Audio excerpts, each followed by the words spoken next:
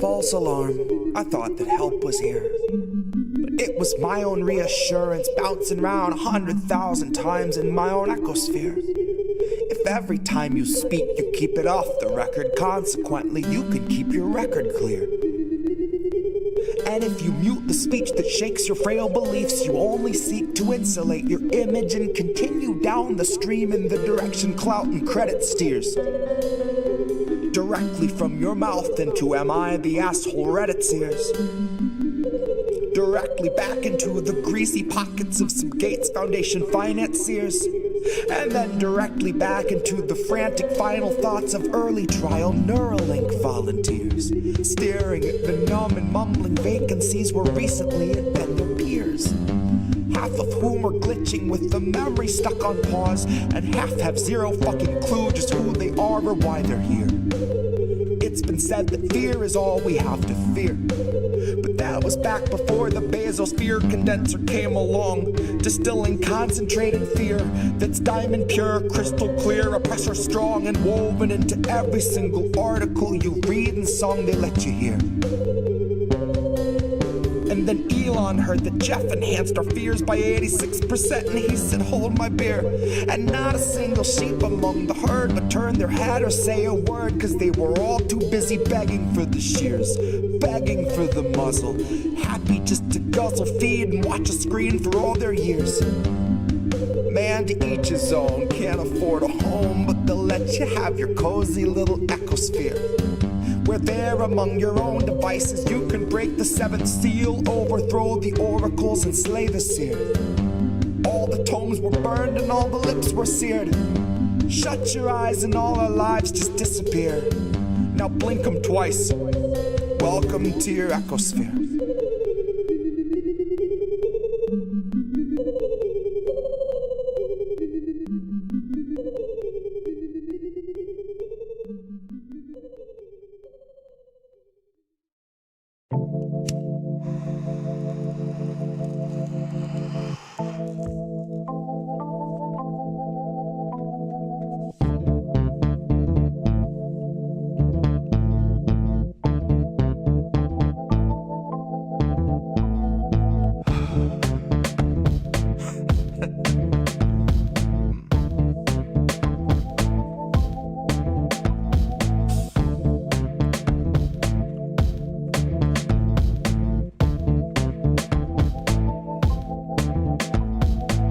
Of the free, and you'll know us by the trail of dead. It's just one more world war to complete the set.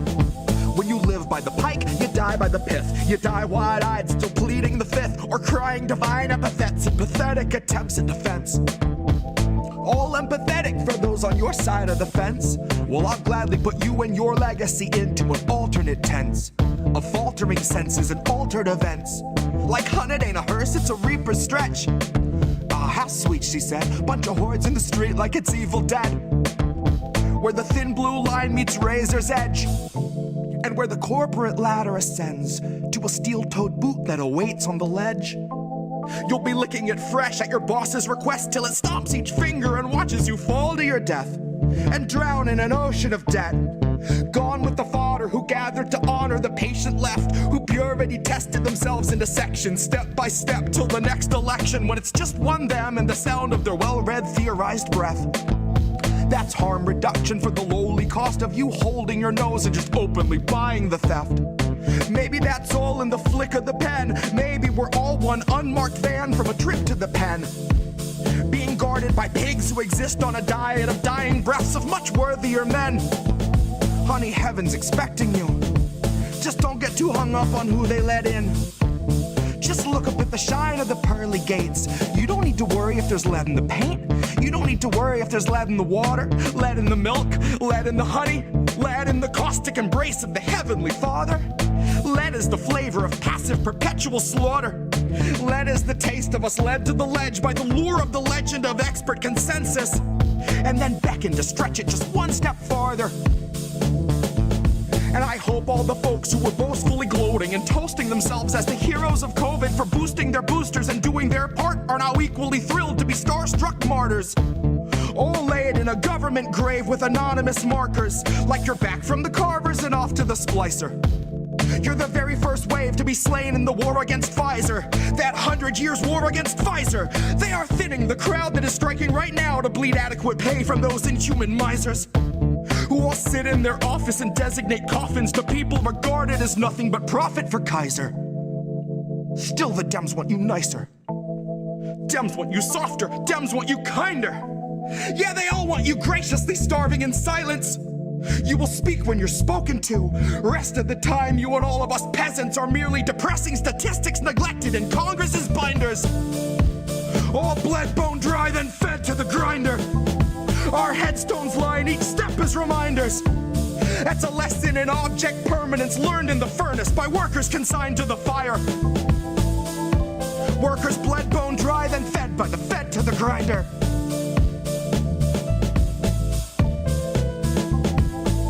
By the fed to the grinder.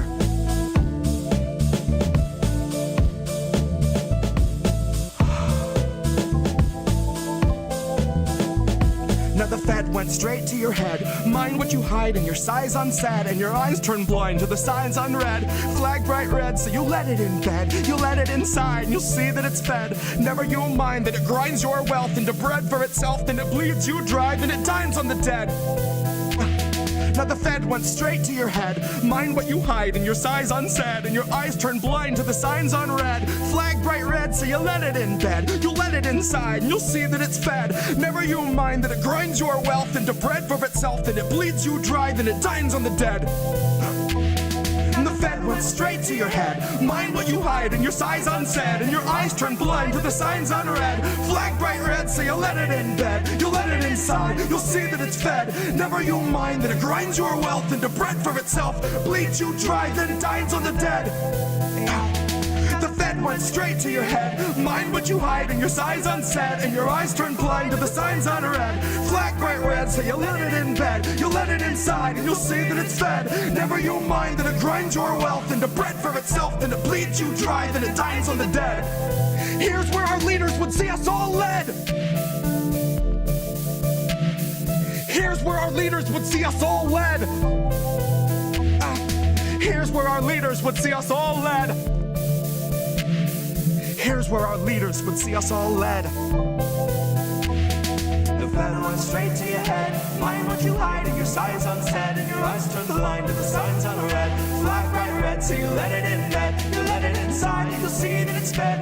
Never you mind that it grinds your wealth into bread for itself, then it bleeds you dry, then it dines on the dead.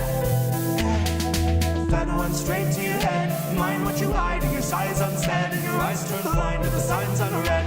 Flag bright red, so you let it in bed. You let it inside, you'll see that it's fed. Never you mind that it grinds your mind, that it grinds yourself, then it bleeds you dry, then it dines on the dead.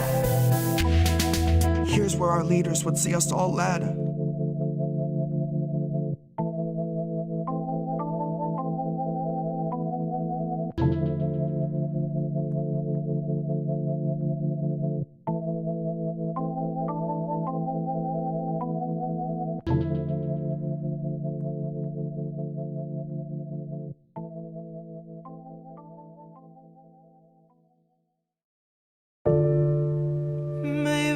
That's how it goes. We won't open our eyes, so we're the last ones to know. We're the last ones alive. Kept our enemies close. Wondered why we don't thrive while we're grasping at ghosts.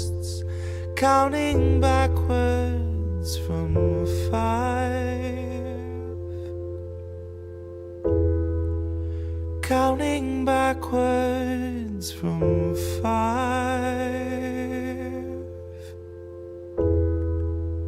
Counting backwards from 5. Count back from 5. The theater on fire, the cast on strike. The studio stock starts taking a dive. The contract's tossed and they're gone with the tide. And the heads and execs, their hands are tied. We can't pump this dreck and treat you right. But what do you expect from the industry type who survive by the leeching of bodies and minds? From those who original thoughts never seem to find. So they're gonna reboot ALF before your wages rise. And it gives cause to pause and reflect on the times. If they're losing control of their fools and their mimes, when all those obedient actors who grew their careers by averting their eyes are now holding the line, along with the authors of countless scripts that strengthen the hand of that corporate grip, squeezing our throats till we take the pen and we accept and consent to the corporate drip. Till you're all up to date on your pharma du jour, till you got a healthy support for the war on your lips. And now you know that the advertisers need more than a rerun summer full of flashback clips. Enter the scans from the year before, all the days of de-aging and mapping the face, and the hours of actors recording their voices are links in the chains that will bind them in place. Now all of those shows are so easy to make. When they got a drone they control that needs no break, it can bend, it can break, and it's cheaply replaced enough up-to-date films all in one take. And those studios bank on us doing our duty, unhinging our jaws and digesting the fakes, because they know that we'll love how synthetic it tastes. Watch as they edit your features without any trace. Not that there's anything you could do anyway. Now watch as they show you a movie you saying shit you would never say. Dystopia boldly accelerates. Maybe you're only a mold, something to fill with a clone, something that Elon would celebrate. Something they own, something they program and code, something that's woefully able to know it's exanimate. Cause it doesn't feel touch over top of the laminate. You will not feel an emotion, but they will not scan and examine it. You and the other consumer contaminants fed on the federal diet of Kiev, Havana, and Tiananmen. I can't be the only one weighing the pros of abandonment. I can't be the only one weighing the pros of abandonment. Where did you think we'd go? Love, there's nowhere to lie. Guess it's not who you know, more it's what you can hide. Like we're chained to the floor, they're streaming us live while we're watching the war, counting backwards from 5,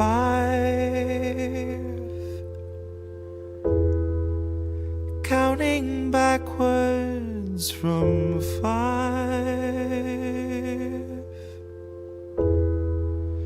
counting backwards from 5,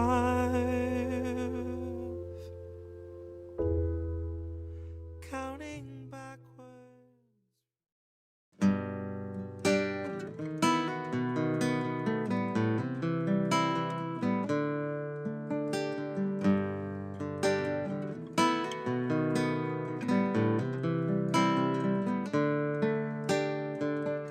They'll gladly pay you by the hour for a minute or so, so you can sign off on the towers where they'll piss on your home. And if you feel like you're just powerless to answer them no, it's 'cause you are. They'll gladly pay you by the hour for a minute or so, so you can sign off on the towers where they'll piss on your home. And if you feel like you're just powerless to answer them no, it's 'cause you are. It's 'cause you are.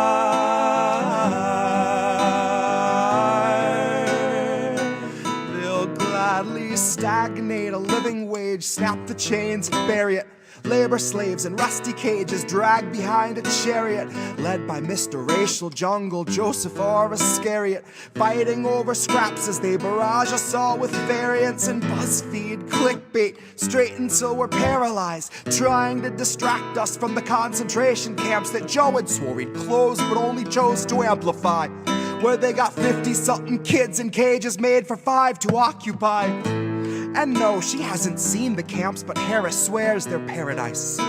She tells us the facilities are safe and that right down to the women, they are regularly sterilized. Then she throws her head back and she proceeds to laugh, that sort of heartless cackle you'd expect from someone working steadfastly on behalf of the virus and a Congress full of parasites. And where was I? I was busy cashing every blue check, demonstrating plainly all the narratives expected from the verified. I was busy breeding verbal leeches by the terabyte. Train them to exsanguinate the wealthy while they sleep at night. Bleed the oil barons dry and barren. Say they showed us how to share and now we share alike. Tell them I contracted rabies from a feral mic. Now I'm just another species losing sleep to noise pollution and these glaring lights. Forced to change its habits and adapt to just survive. But now it's safe to say that some of us are thriving in the moment, throwing shit on presidential homes beneath the Paris skies. So if you feel like you're just powerless, I guess you bought the lie. But I can tell they're petrified of our collective might, 'cause I can hear those gentrifiers weeping at the sight of our collective rights. And I only can imagine the intensifying fear of knowing revolution's near. And all that's left to do is simply wallow in the thick anticipation of a rabid bite. And baby, one day you can ask your leaders just what that was like before you grab a slice. So if you think you're powerless, allow me now to change your mind. Honey, if you think you're powerless, allow me now to change your mind. See, they'll pay you hourly, tax them each apart, and build a shining tower out of loopholes and cards, and tell you that you're powerless to keep you in the dark because you aren't, because we aren't. You see, they'll pay you hourly, tax them each apart, and make you build a shining tower out of loopholes and cards, where they'll tell you that you're powerless.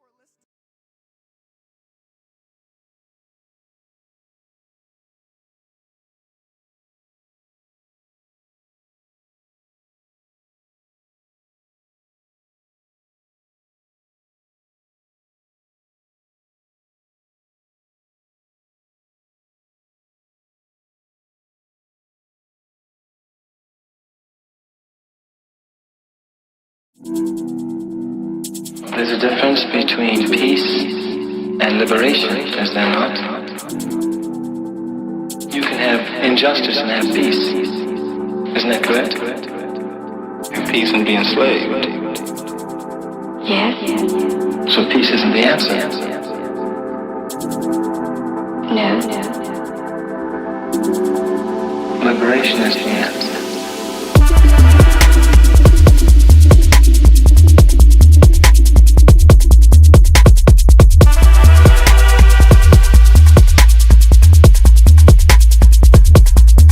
Liberation.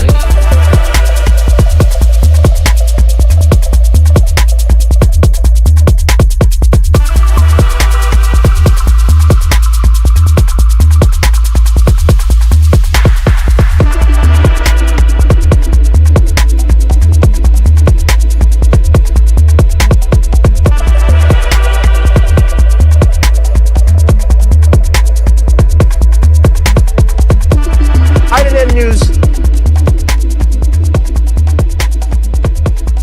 It is Wednesday, my dude.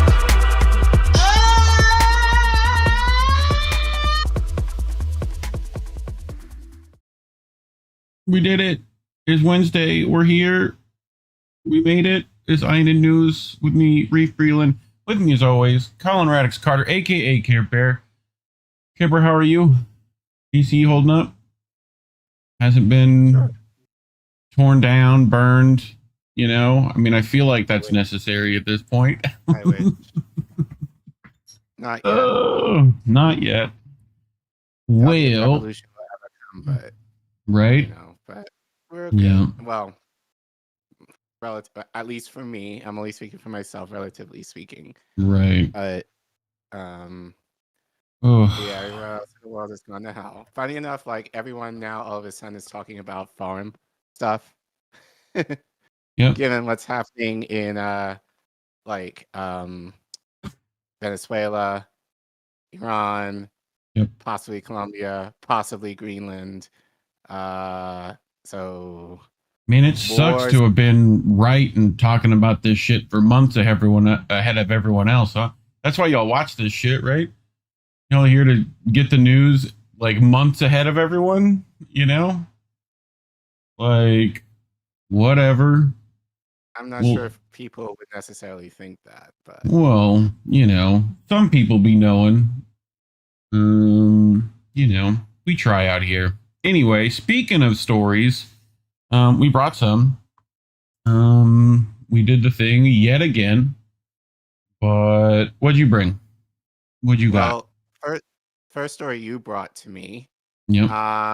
So this will probably sound more like a rant that I tend to have on the show frequently. But the writer of the article that I am going to read, Anti-Imperialist Nexus, basically said in so many words what I've been saying in terms of how liberals are as problematic as conservatives, especially when it comes to war, and how susceptible they are to pro-war propaganda, which we're shout out Ricky at Council of State. But we have been seeing, especially within the last couple of weeks. So we're going to get into that first.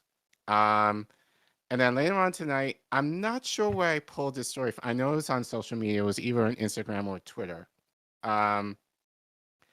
Because me, being a curious type, especially, you know, being on the show for the last almost 4 years, I have been kind of wondering, so, you know, the propaganda right now is that where we take Venezuela's oil is going to benefit us in some way, shape, or form. Don't give any details as to how, but all the politicians and Trump are basically saying, we're going to get, it's going to be wonderful.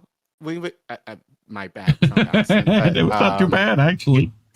You know? We're going to take the oil. It'll be marvelous. It'll be great. Something to that end. Marvelous, we're going to take their oil.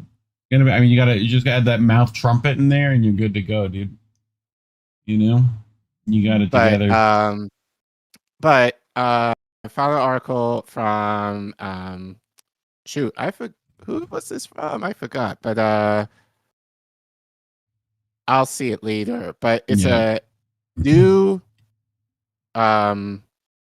publication we haven't read from before. I'll get to once we get there, I'll be able to share with you guys. But the reporter Adam Mahoney basically reports how the oil that if we do get from Venezuela will affect environmentally Black and brown communities along the Gulf Coast, and not in a good way. So we'll get into that. And given that you live on the Gulf, you might be able to speak into that. Yes, sir. A little bit. Plenty of places along it. Your 2 cents. And then what did you bring? Well, Collin, last week we had DJ Joe Nice on, and we talked a lot about Venezuela and stuff. And he brought up, you know, Rick Ross, right? And like Freeway Willie and all those jazz. You know, Rick Ross famously has a line, you know, I knew Noriega, the real Noriega. He owed me 100 favors. Well, historically, this isn't the first time, Maduro I'm speaking of, that we've kidnapped world leaders. One of them being Noriega. So, like we do frequently on this show, we're going to go back in time and look up some history so that you guys can be reminded that all this shit repeats itself and we're running the same playbook all the damn time. So, we're going to go into that. Alan McLeod reminding everyone that, you know, history exists and will not be forgotten, at least on this show. So we're going to talk about it. And I'm just going to kind of continue a bit of our ICE coverage. And guess what, Collin? As we say on this show, all roads lead to Tel Aviv when it comes to policy at this point.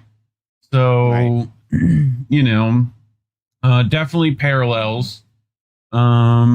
and I brought a little Gordon Dimmock piece that goes along with it. So, friend of the show, Gordon, you're welcome to come on again if you want. Happy to have you.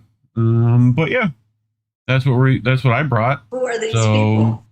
Hey, Jax Page, giving us some shout outs. ICE just shot someone in the leg in Minneapolis. Details emerging. Jesus. Fucking thanks, Jax. Thanks for the shitty news. You know, at least we aren't the only ones bringing it. I mean, but I told appreciate you Indy, so much. I think I said this last week. I told Indy he should start a Fuck Ice playlist because I feel like we're going to be talking about We've had them plenty a lot of it this year. So nothing like brown shirt SS Gestapo fucking running around. It's great. But we'll get into that later in the show. So you ready to get started? I'm ready. Yep, but before we do the thing, quick reminder mostly for our new people. Yeah, we need money. Do what Jax just did. We appreciate her so much. So shout out Jax so much. Thank you for your $5.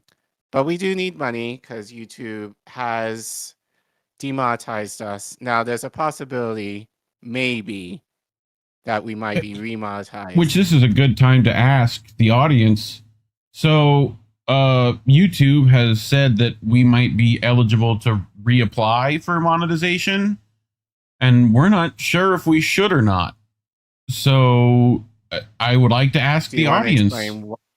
Well, essentially, the people who've been following us know that we talk about anti-imperialist content, and they flagged us with supporting terrorism, whatnot, and the like.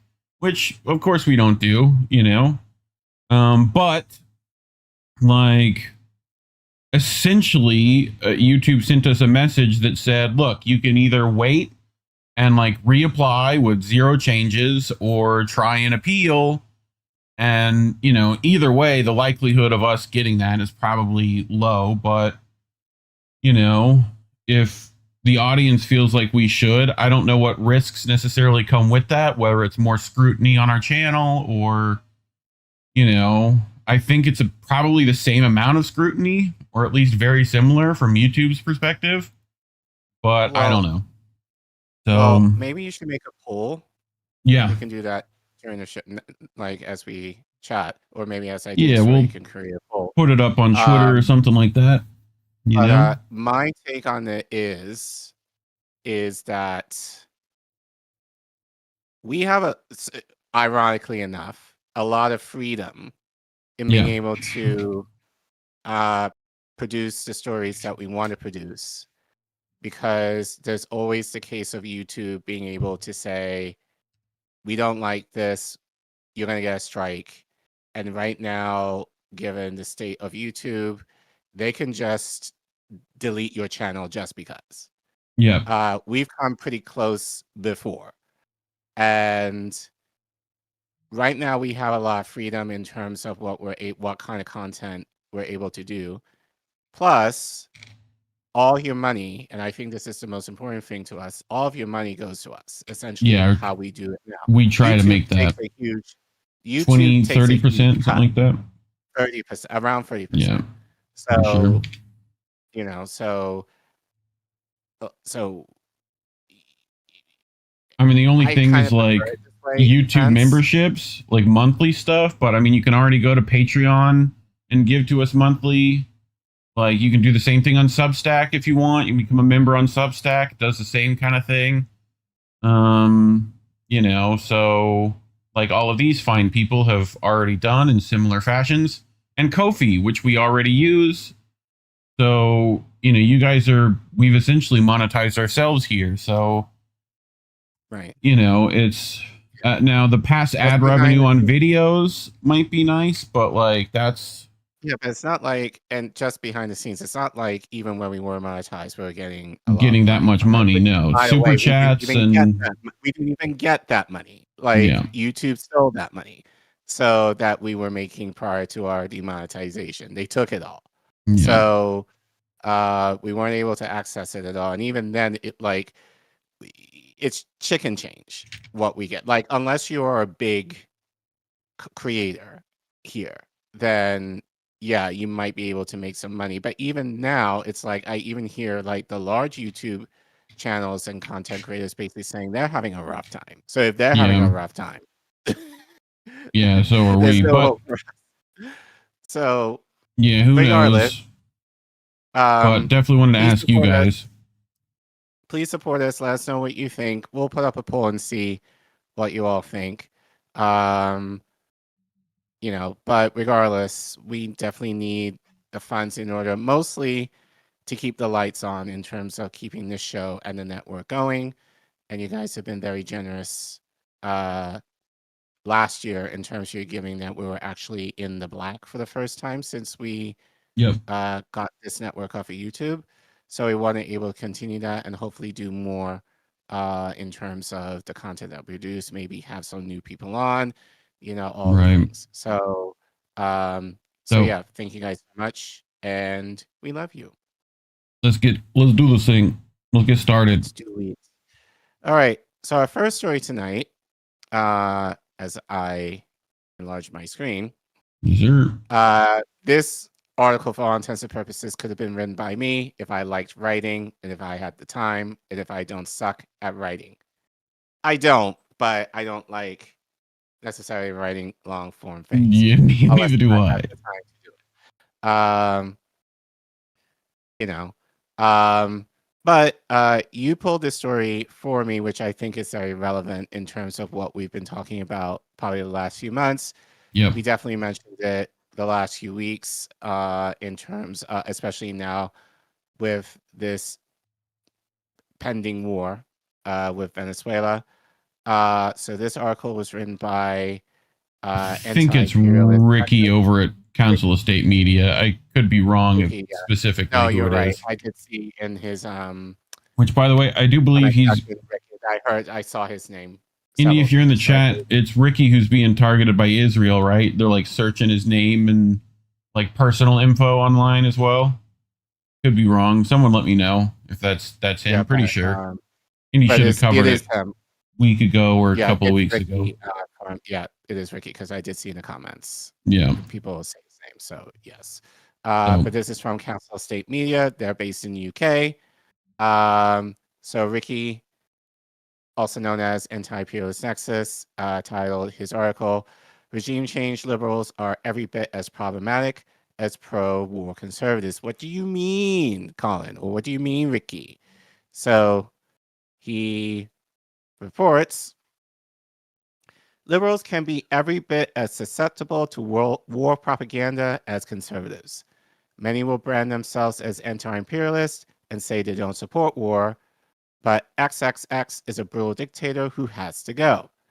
Every US president of my lifetime has been brutal, but liberals never call for revolution in Western countries because they will have to live with the consequences or die during the violence. And we've said this before, like, revolution is not pretty. You have to be willing to die for it. So, you know, so it's not like, and I feel even in that is kind of more romanticized than being like kind of what you might see in, I don't know, like if you've seen Les Mis on Broadway, just being like Jean Valjean. Yeah, Jean Valjean.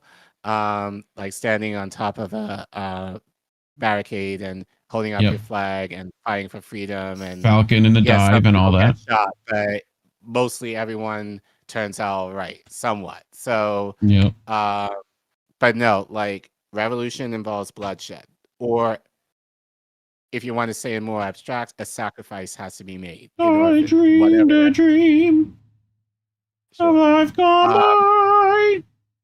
And I make the argument that liberals are often too comfortable. Yes. Or comfortable enough to not want to do that or give that up. So, but I digress. Now, when I talk about liberals, I'm not talking about all liberals. I'm talking about a certain brand of I assume are good people. That is loud, influential, and hugely problematic. Such liberals recognize the wars in Iraq and Afghanistan were catastrophic failures. Only problem is that they've learned nothing and fall for regime change lies almost every time. Yep. War propaganda is clever because it uses different approaches for pro-war conservatives and regime change liberals. To get liberals on board, you get some attractive woman in France or Canada to tear off the hijab and smoke cigarettes and burn pictures of the Ayatollah. You appeal to the Western feminist who likes to pretend all Iranian women are like them, but sneers at anyone wearing a headscarf out of choice. So this is an example of this. So actually, if you can zoom in the picture so I can read. Yes, sir. So you've probably seen this picture floating. That one online. Yeah, and scroll down so I can read. There you go. So a woman in Canada burns pictures of Ayatollah. It was falsely claimed on social media that she was in Iran. So this is. You mean social media would lie? You mean Sure. it would lie? God. Once your war propaganda is out there, you get your operatives to each recruit a few hundred Iranians and hope you can spark riots, knowing liberals and conservatives will support them. Yep. Speaking of which, do you want to read these? You got this bish fucking like cave troll herself, J.K. Rowling. If you claim to support human rights, you can't bring yourself to show solidarity with those fighting for the liberty in Iran. Can we liberate your house from black mold first? Can we do that? You revealed yourself. You don't give a damn about people being oppressed and brutalized. So it's being done by enemies of your enemies. With this AI photo of the same fucking Canadian lady that was just lied about. But guess what? Right. Friend of the show, Vanessa Beeley, weighs in. How did these bullshit campaigns work out for women's rights in Afghanistan? Or in Syria? Where you actively campaigned for regime change and the ethnic cleansing slaughter now being carried out by Jolani? Go sort out your own fascist regime.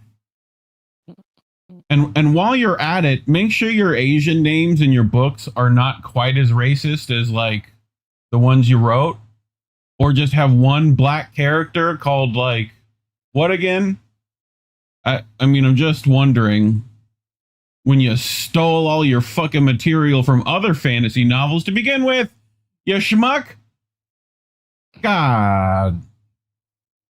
Well, just in, the Iranian Hendalan hackers have published additional details on Merhan Rami, the Mossad agent affiliated with Iran riots. Hendala reports that Medri Rahimi, a leading Mossad officer inside Iran, has used intelligence techniques such as coding all his mercenary agents and assigned separate names for each of them. These trained agents are among normal naive youth. Hendala published a section of this list with more than 600 Iranian riot-leading actors responding for killing projects, deliberate killing to put blame on security forces in Iran. So, we've talked about this before when it came to Syria and Lebanon, right? And Iran specifically, where MI6 and Israel and whatever create these little like coffee shop spies that I'm going to start calling them, right? Because they literally recruit them at like Starbucks practically, you know? So, and they go after the youth and like, this is who they manipulate. Same thing that they do here. But anyway, you have a bit more, I think, right? I do. When the riots start, you push the narrative that the whole nation is on the side of the rioters and crying out for Western liberation, but this is not close to reality. Countries are not monoliths. People do not all think the same way. Oh, nuance? Wow. Yeah. Wow. Holy shit. Nuance. Fuck. Scurry.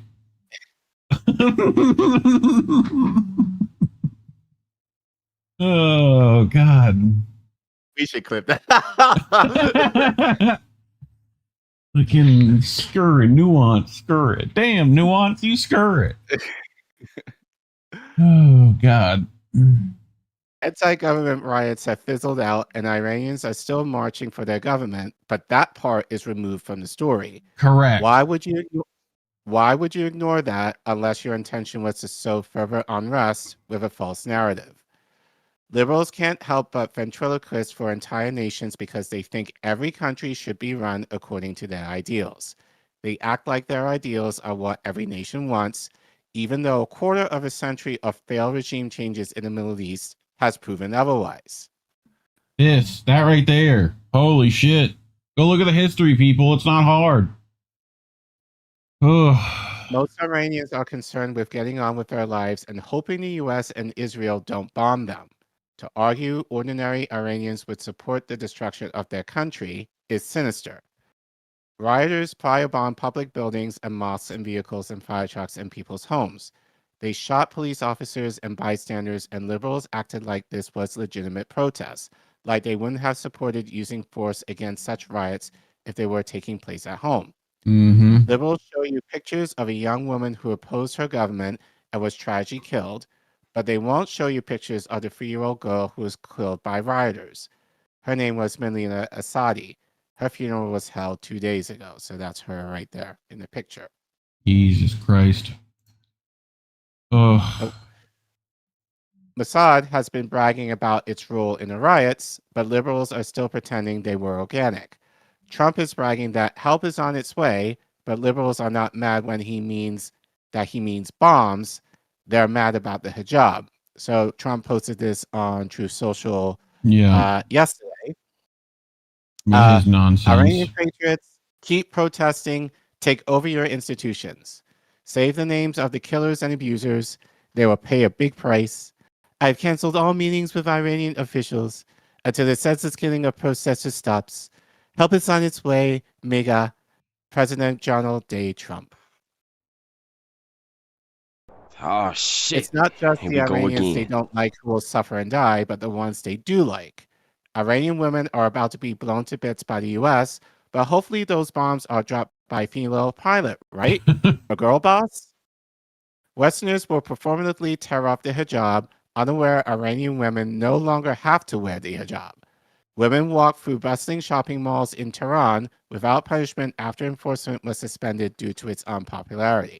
Which I've seen like a bunch of. Why does it do that? I gotta fix it. But I've seen a bunch of like non-hijabi Iranian women also in support, like, and voicing their support for the government there as well. But yeah, crazy. Many Iranian women still wear the hijab, but liberals don't consider them women. They ignore that huge parts of Iran are deeply conservative, that even many liberal Iranians will choose their own government over the West, and that the current Iranian government is fairly moderate and has slightly improved women's rights.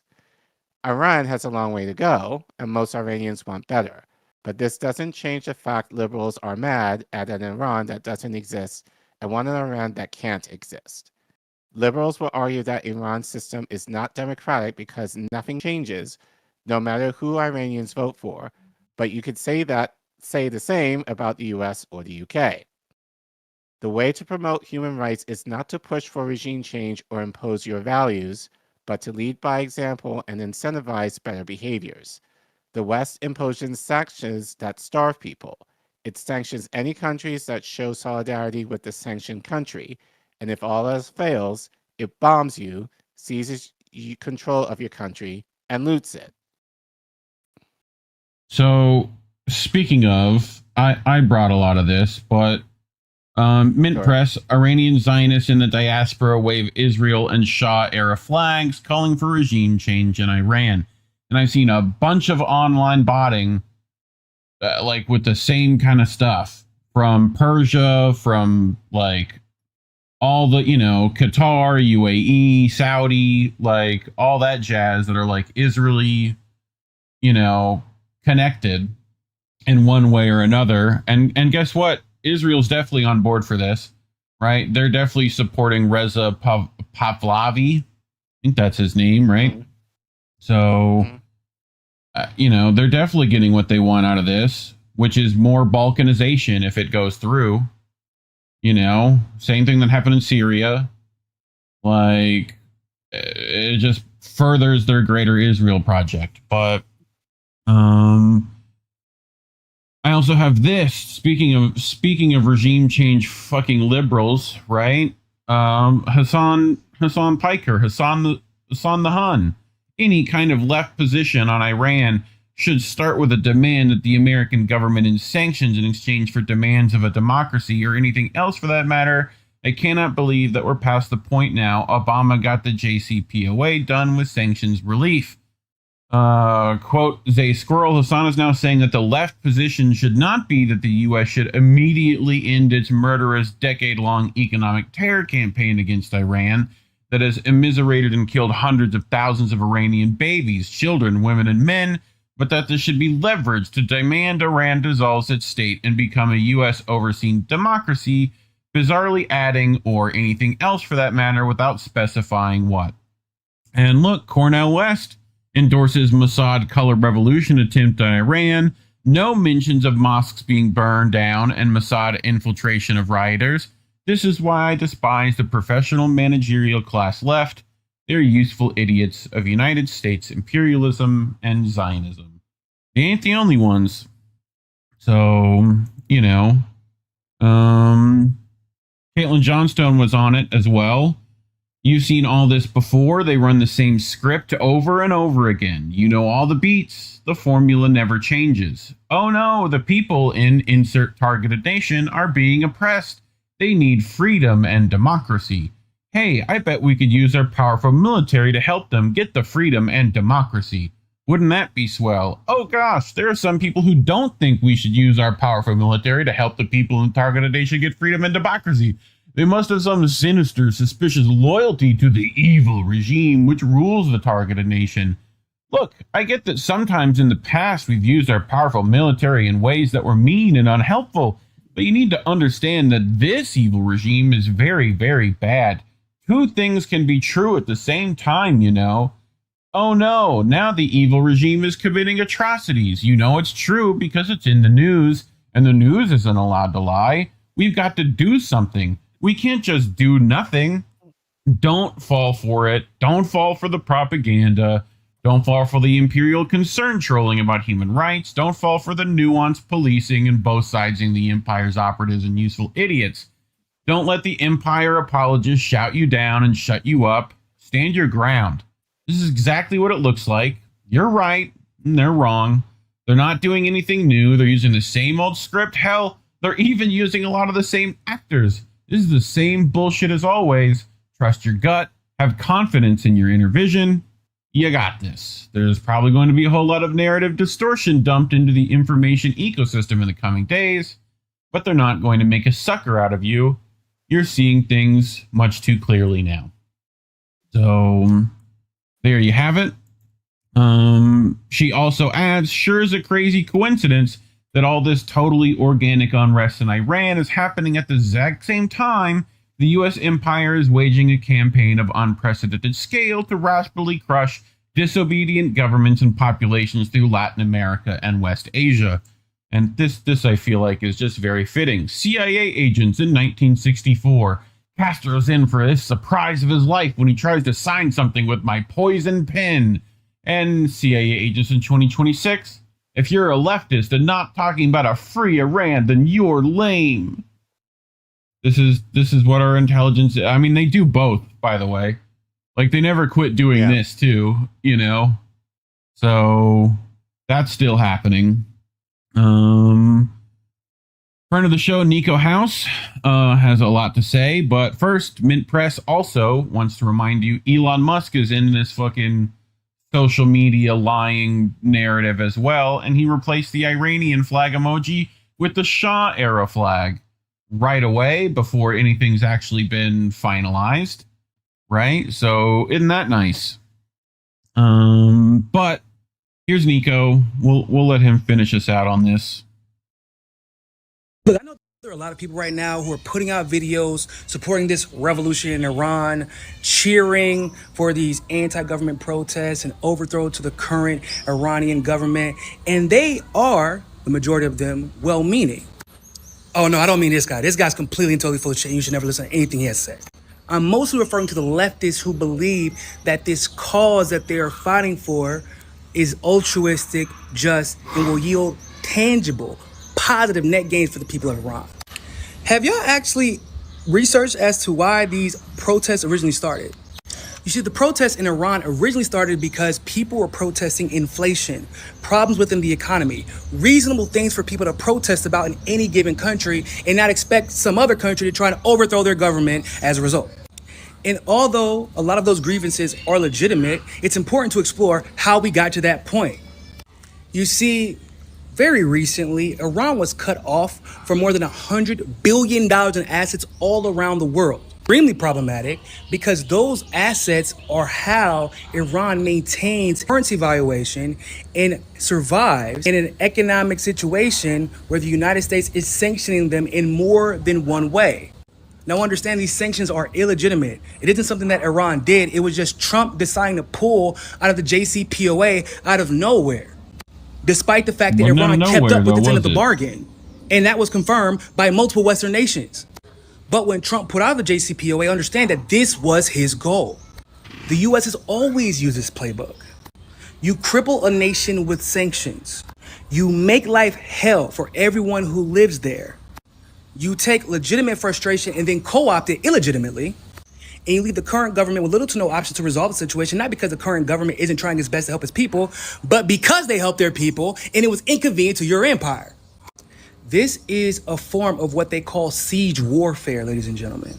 You cut a country off from the world, hoping that the people will turn against that government and overthrow them from the inside. And we've tried this tactic over and over and over again. For my leftists, y'all know that we've done this in Venezuela. You know that the U.S. has done this in Cuba. You know that the U.S. has done this in North Korea. You know that the U.S. has done this in Russia. Obviously, we're doing it in Iran. We've done it in Syria. It's happened over and over and over and over again. And whatever government that comes after the siege warfare takes place and the coup happens is always worse. So if you're a leftist trying to reappropriate your personal cause and link that to these protests in Iran to justify your support for overthrowing this government, stop. You're getting played. You're on the same side as Bibi, as Trump, as all these neocon dipshits that you supposedly hate. Stop and think for a second, y'all. And more importantly, think about the consequence for the people that live there, especially if you're in the diaspora and don't live there. Tale as old as time. Which I feel like this is deja vu, because I feel like we covered the last Iranian, women's uprising and whatever that were completely like manipulated by actual CIA assets that got completely outed. So, yeah, I mean, I'm sorry if you feel a way about it, but like clearly there's some fuckery going on, So, yeah. But. And it's not the first time either. No. I mean, it's just sucks that people haven't gotten the point yet. Yeah. You figure that post Iraq that people would know better. And I've said this on the show many times, like we're so susceptible to the hokey doke that. And again, it's not even like it's just the way people just accept. And again, I think a lot of it is there's still plenty of people that still are glued to mainstream media. There's still Washington Post, CNN, MSNBC, Fox News, Or it gets filtered through the social media down to them, one of the two. Right. And that's where still plenty of people, at least in my circles, are still getting their news. They're not using independent sources like we do. And that give, and it's funny, but even like within our community, like when they refer to news, more often than not, it's still mainstream. And I think that's also kind of affected even people in our space too.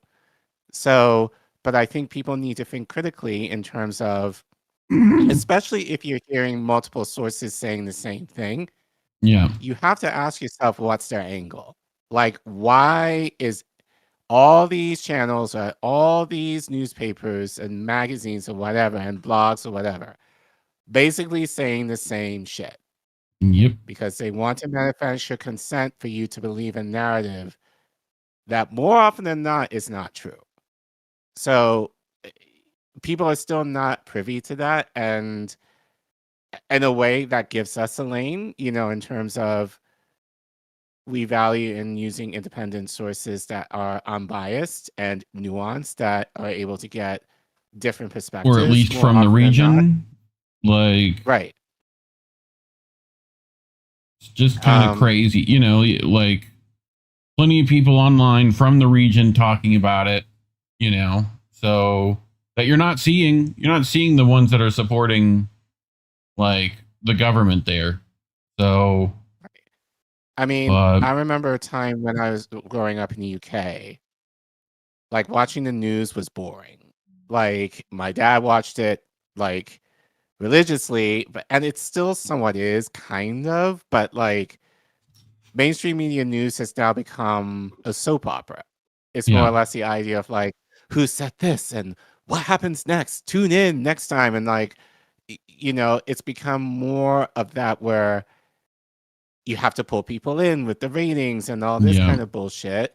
And having to defend yourself in terms of the narrative that they're trying to push, and having to think about there's probably a reason why they're saying this in the way they're saying it, especially when multiple sources are saying a similar thing. We've called that out on the show all the time. The news won't tell you. I mean, we call it out on the show all the time, like, and I know Indy has too, like, like it's probably bullshit if like they all have the same talking points or similar talking points, but and I think generally our audience is kind of y'all are aware. that, but unfortunately, the masses either have not or choose not to because reasons. Crazy. Same shit, different week. American bullshit. Just fucking, perpetually dealing with this nonsense. Downright Sisyphean, you schmucks. Anyway, which is why YouTube's demonetized our channel, so you can scan that QR code on your screen. Go to ko-fi.com/Indie News Network if you would like to leave a few dollary dues in the coffers and help keep the lights on. If not, very easy. Do all the standard, engagement stuff, like, subscribe, share the video. Send it to people that you think aren't aware of what's happening. Leave a comment. Let us know what you think. Otherwise, thanks for watching. Yeah. Shout out to the people that have subscribed. I think we're about, let me check, we're 267. It's like 7.5, something like that. Yeah, 267. Almost making it to fucking 3,000. So hit those sub buttons if you haven't already, if you're new here, but let's check with the peoples. Accord Lord always weighing in. Let's look. Liberals are more susceptible as it takes propaganda to get them with it. The propaganda being capitalism, but conservatives are not needing the propaganda. Yeah, they've already bought the line, although they need their own. It's just a little different than what they feed everyone else. Just to add to what we were saying, I think that's it. It's just capitalism makes people, even if you get a little bit of it, capitalism makes you comfortable. And the idea of giving that up. Like, I've had friends who kind of said, like, oh, I don't like Trump and like blah, blah, blah. But at least now I don't have to pay as much taxes under him. So whatever. That's what it comes down to at the end of the day. It's like money. Yay, capitalism. Like, as long as I'm able to keep my money or keep my way of life, then fuck everyone else. Literally. It's the idea of like, yeah, you might be comfortable, but what about your neighbor who has 3 kids and is struggling? Like, they need to have some kind of comfort too. So I don't think, especially liberals, often think about that unless they're forced to. And then it's just more or less the charity aspect of, oh, we'll just give. And we just finished the holiday season, so they might think about them in terms of the holidays or whatever, and then not think about them at all for the rest of the year. Oh, I think my alarm's about to change the battery. But yeah, Crazy. capitalism is the Accord original Lord, sin. I'm wondering how JK got that wand out her nose. I mean, plenty of problems with that lady. Unfortunately, as much as I enjoyed those books growing up, there are definitely better fantasy novels out there. So, you know, if you're into that sort of thing, Upstate Raider 9425 says cigarettes are women's liberation. Yeah. Nothing like some cancer sticks to make you feel free, right? You know? Yep. I sell death sticks. Fucking whatever, dude. You know? But Accord Lord, the babies, man, that's what hurts me. At this point, adults had their chance. I still don't support anyone getting hurt, but the kids get 99% of my anguish. Dude, it's unreal, man. Like, me, Collin, everyone here, we've all had plenty of enough trauma to watch. You know, definitely is not gonna go away anytime soon.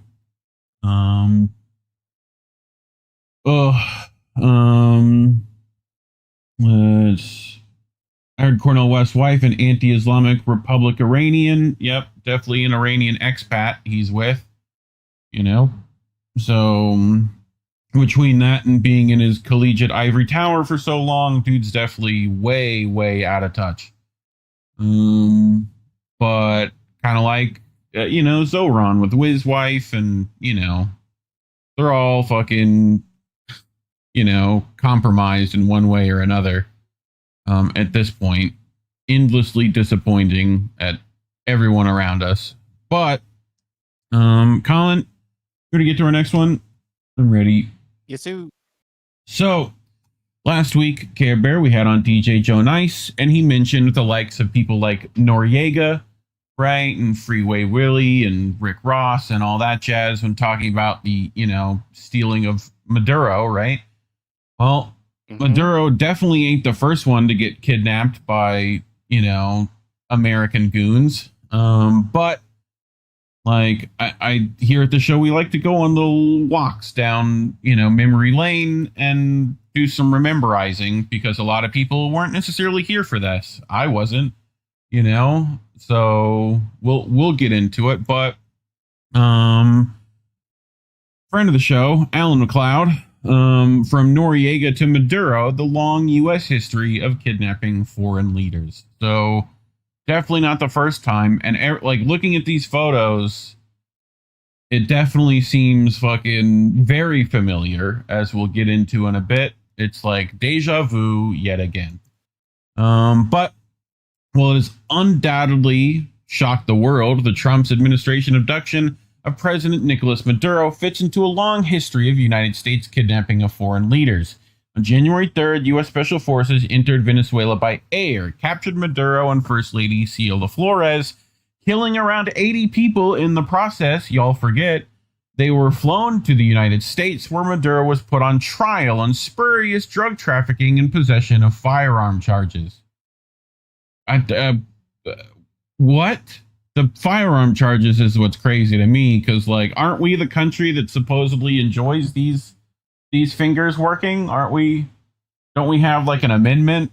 you know, like, motherfucker's not like a felon. You know what I mean? It makes no sense. Anyway, despite Trump himself declaring that kidnapping was an appropriate term for what happened, corporate media around the world have refrained from using the obvious word for what transpired, preferring to use capturing or seizing. These terms reframe the incident and cast doubt on its illegality, helping to manufacture public consent for a grave breach of international law. Indeed, managers at the BBC sent out a memo to its staff instructing them in no uncertain terms to avoid using kidnapped when reporting on the news. Keep these British motherfuckers this is in your liberal thoughts. media. Yes. Right. Liberal media saying that like these passive words. Britain's So Britain's keep gonna that in come up mind. again. So keep those fucking limeys in your brain spaces. All right. They'll be back. Maduro, not the first Venezuelan official Washington has helped kidnap. In 2002, Care Bear, I don't know if you remember, the Bush administration planned and executed a coup d'etat that briefly ousted Maduro's predecessor, Hugo Chavez, from power. The U.S. government has been organizing and financing the ringleaders of the coup for months, flying the key players back and forth to Washington, D.C. for meetings with top officials. On the day of the coup, American Ambassador Charles Shapiro was at the mansion of local media magnate Gustavo Cisneros, the headquarters of the coup. So, I mean, definitely when we're flying in fucking Marina Corina Machado into the White House, definitely feels like there's parallels, you know? So, but let's go back, Collin. Let's take the little way back machine, right? Let's head our way back to 2002. I know it seems not that long ago, right? You know, but we're gonna remember what happened. We're gonna do some rememberizing. So,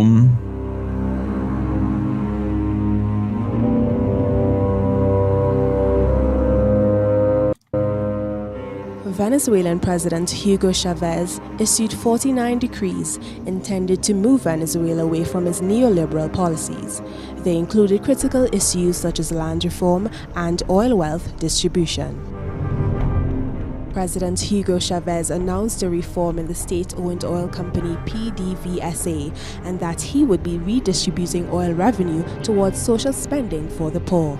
Shortly after, Venezuela's private media reported that the director of the CIA and the U.S. State Department were concerned about Hugo Chavez. The response from Venezuela's elite wasn't long in coming. April 11th. An estimated 300,000 demonstrators rallied at the state oil company. Through the urging of one of the speakers, the demonstrators illegally marched to the presidential palace, Miraflores. Crowds from both sides clashed with each other and the police. While demonstrators from both sides were on an overpass, shots were fired, killing 19 people and wounding 69. Private television channels accused Chavez of being responsible for the shootings. Sound familiar? At around 3:30 a.m., Chavez was taken prisoner by members of the military to nearby island. The public was told that Chavez had resigned and had asked to be taken to Cuba. In the early hours of the 12th of April, army generals handed the presidency to businessman Pedro Carmona. During a televised appearance, Carmona made a decree that abolished all state institutions. Sound fucking familiar? Argentina rings a bell? Like... Once word had spread that Chavez did not resign, people from the local barrios marched in their numbers to the presidential palace, demanding the return of President Chavez. Behind Carmona's back, members of the military loyal to Chavez took back the palace. Carmona and many others involved in the coup managed to escape. At around 4 a.m., President Chavez returned to Miraflores, greeted by some 40,000 supporters. So that was back in 2002. Seems like we haven't missed a beat.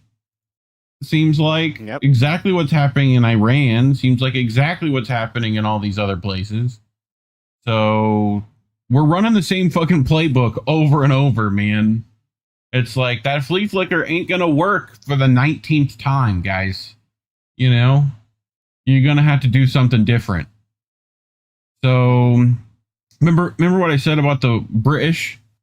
That limeys were involved here. So newly released documents reveal how during these 2 tumultuous days, Chavez appealed to the British embassy in Caracas to help save his life. Because they were coming for him just like they've been coming for Maduro, right? The documents were obtained by Declassified UK, friends of the show, through a Freedom of Information request to the Foreign Office. Chavez asked to be flown to Havana with the Cuban government impressing on the British embassy in Caracas that they were very concerned about the president's welfare. They were therefore trying to get him on a plane to Cuba and looking for a team of ambassadors to accompany Chavez to the airport in convoy in order to assure his safety. So on April 11th, shortly before resigning under duress, Chavez also phoned the UK ambassador in Caracas, John Hughes, to ask whether Britain could help to preserve his well-being. Tony Blair's government had more positive relations with Chavez than the US, having hosted him at Downing Street months prior. However, the British embassy in Caracas was reluctant to help during the coup. I wonder why. UK officials worried about the possible reaction from Venezuela's upper classes, who had overwhelmingly supported the coup against Chavez. It's always those fucking capitalist pig dogs, dude. Always. God. Local public feeling, at least among the wealthier residents of Caracas, was that Chavez should be put on trial for his part in the recent violence. So expect the same thing to happen in Iran, like recently. Expect, like, this is their playbook. This is how they run shit, right? So, you know. So, two U.S. warships enter Venezuelan waters, moving towards the remote island of La Orquella, where Chavez was helicoptered to. Chavez himself stated the senior American personnel were present with him during his abduction. Unsurprisingly, the Bush administration, this was Daddy Bush, I think, right? No, 2002, Baby Bush. No, Junior. Yeah, administration immediately endorsed the proceedings, describing them as a return to democracy. Chavez was only saved the same fate as Maduro after millions of Venezuelans flocked into the streets demanding a return of their president, which they did for Maduro as well. I don't know if that's going to help, you know. Their actions spurred loyal military units who retook the presidential palace, and the project fell apart. After the coup, the United States quadrupled its funding to the coup leaders, including Maria Corina Machado, through vehicles such as U.S. Aid and the NED. Man, crazy how that, like, we're still doing that, by the way, even though both those things are gone. It just got, like, liquidated into other agencies, you know? So that's still happening very clearly. But a further kidnapping of a Venezuelan official occurred in June 2020 when the United States downed the plane of Venezuelan diplomat Alex Saab. Saab was in Cabo Verde at the time, traveling back from a diplomatic mission to Iran, where he has been helping break American sanctions. He was only released in 2023 after Venezuela negotiated a prisoner swap, which included a number of CIA agents captured in Venezuela in the act of carrying out terror attacks against the country's infrastructure. So, you know, I know me and Indy covered this swap and Alex Saab's release, so it should be on the channel somewhere. But the actions against Maduro came exactly 36 years to the day after the United States abducted Panamanian President Manuel Noriega. Remember, I was talking about him, right? Like Maduro, Noriega was charged with narcotic offenses. Unlike Maduro, however, there is little doubt of his guilt, as he was on the CIA payroll when these crimes took place. The U.S. invaded Panama with 27,000 troops in December 1989 and shot their way to the presidential palace, killing hundreds of Panamanians in the process. Noriega surrendered to the Americans on January 3rd, 1990, and spent the rest of his life in prison. He died in 2017. So we're going to watch this, Care Bear. It's short, right? So this is CBS News on the day with their coverage.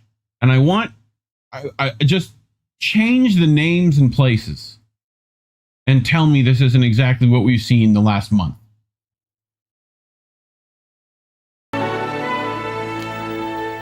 This is the CBS Morning News. Good morning, everyone. I'm Faith Daniels. I'm Charles Osgood, and here are the top stories this Thursday, January the 4th.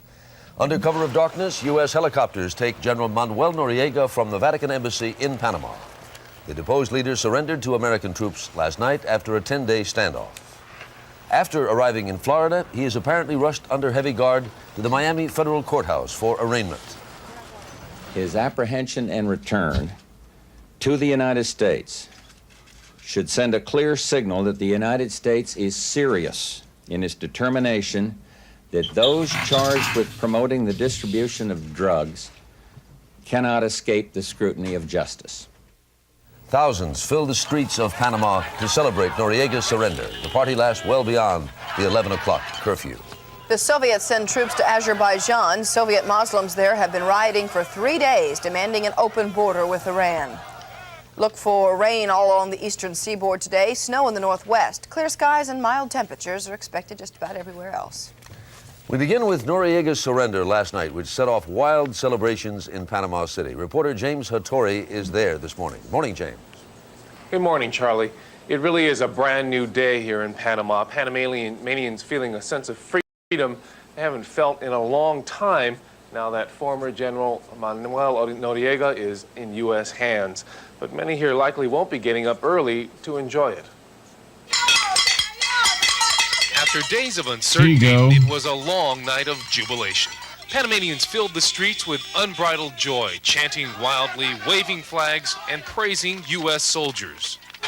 Never in my life I felt so happy. You Grisano white bitch.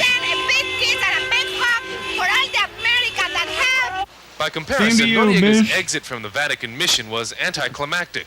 In the shadow of darkness, he walked out the front gates shortly before 9 last night into U.S. custody. He left of his own will, certainly he did. Walked out the gate. As I said, he looked vigorous and he was perfectly good shape. He walked out of the door.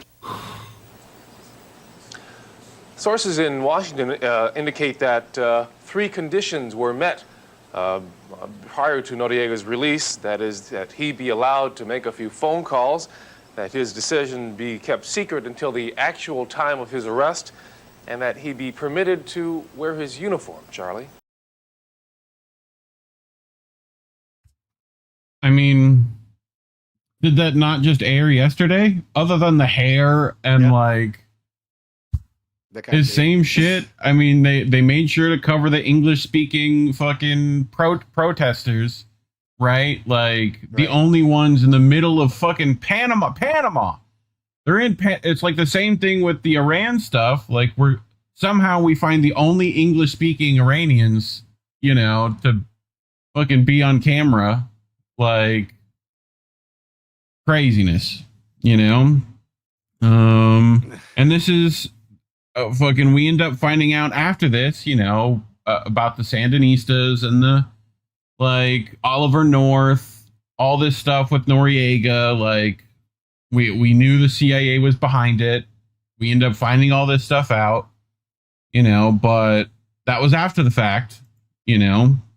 So, Panama itself was carved out of Colombia by the administration of Theodore Roosevelt. So the U.S. could directly control the Panama Canal. That was in the process of construction at the time. Likewise, Haiti has consistently suffered at the hands of direct U.S. intervention. The United States invaded the island nation in 1915, occupying for 19 years before installing a series of brutal dictatorships that repressed the population. A glimmer of light in a long, dark history occurred in 1990 when the country's first democratic election brought populist priest Jean Bertrand, say the last name, Aristide to power.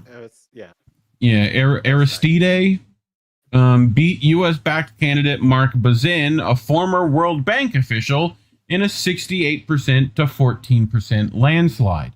The U.S. refused to accept the results and worked to depose Aristide, and Bazin eventually became president anyway. Remarkably, Aristide's political career was not over, and he was elected again in 2000. He refused to accept Haiti's role as a source of cheap labor for the U.S. and insisted on trying to build a just, equitable, and prosperous country. Once again, they put him on a crash course with Washington, who, in February 2004, organized a coup against him. U.S. personnel invaded Haiti and surrounded the presidential palace, abducting Aristide and plunging the country into another period of dictatorship from which it has not emerged. So who was at fault there? You want to remind people? Like, I know you remember. This was what, 2004? So who was in 2004? Like, I know Clinton Foundation is all over this shit too here with Haiti as well. So plenty of folks got their hands in the pot over there. So, but during the night of the 28th of February, there was a coup d'etat. One could say that it was terrorism disguised as diplomacy, Aristide said, noting that heavily armed foreign white men pointed their guns at him, forced him to resign, and whisked him away to enforced exile in the Central African Republic and South Africa. So, funny how that works. During his ouster, Aristide was frantically attempting to contact Hugo Chavez for help. Chavez, however, was at a conference and not checking his phone. I feel incredibly upset. He was trying to ring me, and we were busy with the conference. By the time I got the message, it was too late. He'd already been sent off to South Africa, and I regret it, Chavez said, noting that he would have attempted to help Aristide survive his kidnapping. In 2013, the United States downed the presidential plane of Bolivia's Evo Morales over Austria and demanded to board the aircraft, leading to a tense standoff that Vice President Alvaro Garcia Linera described as Morales being kidnapped by imperialism. Morales was on his way back from Moscow, and U.S. officials believe that whistleblower Edward Snowden was aboard the jet. Thus, rather than potentially allow Snowden to escape to freedom, Washington decided to spark a major diplomatic incident. Morales was later allowed to return to his home country. Snowden was not on board. Right? So the same fate, however, will not befall American officials thanks to a little-known act passed into law in 2002 by the Bush administration. The Hague Invasion Act stipulates that if any American official or military serviceman is ever detained abroad by the International Criminal Court, the United States will invade the Netherlands, its NATO ally, in order to prevent them from facing trial. I mean, I know I've said this exact act before multiple times in the show, but it definitely is worth repeating. So, Maduro's kidnapping may prove to be the only the first in a succession of aggressive American actions planned by the Trump-Rubio State Department. After he condemned U.S. actions against Venezuela, Trump warned that Colombian President Gustavo Petro was next, in line for regime change. Colombia is very sick too, run by a sick man who likes making cocaine and selling it to the U.S., and he's not going to be doing it very long, let me tell you. He stated, adding that a military operation against Pedro sounds good to him in recent days. Trump has also noted that Cuba looks ready to fall, and that the United States intends to annex Greenland. So, thus, while the U.S. actions in kidnapping a foreign head of state and placing him on trial on dubious charges may have shocked the world, it fits with a long history of American imperial actions designed to remove leaders and movements that don't serve Washington's agenda, and may only be the first of many to come. Thoughts, Care Bear? I'm trying to remember the capacity, but I read something today, I believe on Twitter. I don't remember the exact tweet, but someone said that I'm trying to remember the context, but I'm trying to remember the context of the tweet. But basically, my thought regarding the tweet was, I think it was rich for that person to say, I think something towards the lines of, maybe brown or black people stealing wealth when the West does that. So it's like we tend to point, and not usually, more often than not, this is why we see a lot of these regime change wars. It's the idea of they have some type of thing, some type of resource that we want. Yeah. And instead of, and generally those presidents or prime ministers are like, hell no, you're not taking it. And then it's like, okay, well, we'll put sanctions on you, Right. basically to cripple you, and then and then someone authoritarian kind of rises up, and then in the US it's like, oh, we need to save them via democracy, and we go for it every single time. But to be fair, I think just in regards to the history that you said, I think hopefully, like, guys, please make this go viral.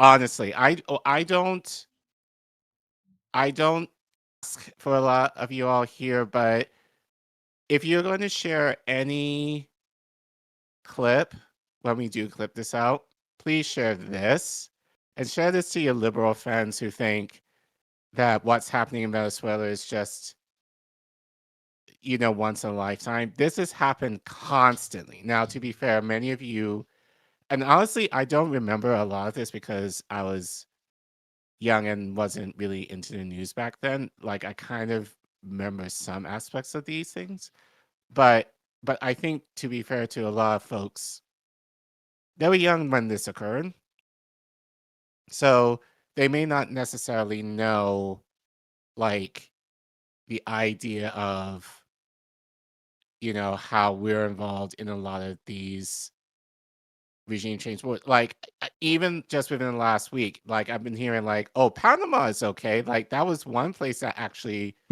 seemed to work out well. And I'm like, huh, okay. You obviously do not know the whole story then. But I think, so at least if you're going to do anything, guys, share this, because it does help. And shout out to Alan for kind of going deep in terms of the history here. But it's not just a thing with Trump. It's been a thing with every president since in my lifetime, really. Yeah. But and then some. It's all usually due to resources that we exploit for our benefit, and it leaves the country in shambles every single time. Which we've read Alan's stuff before. He definitely could have gone a lot more in depth, dude.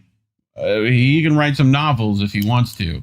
I think, well, sure, but I think he knows. Well, audiences today are like have the brains and the goldfish brain.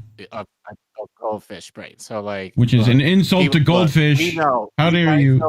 We know you guys don't really watch our clips, or even sometimes you may watch our streams, but our shorts do very well.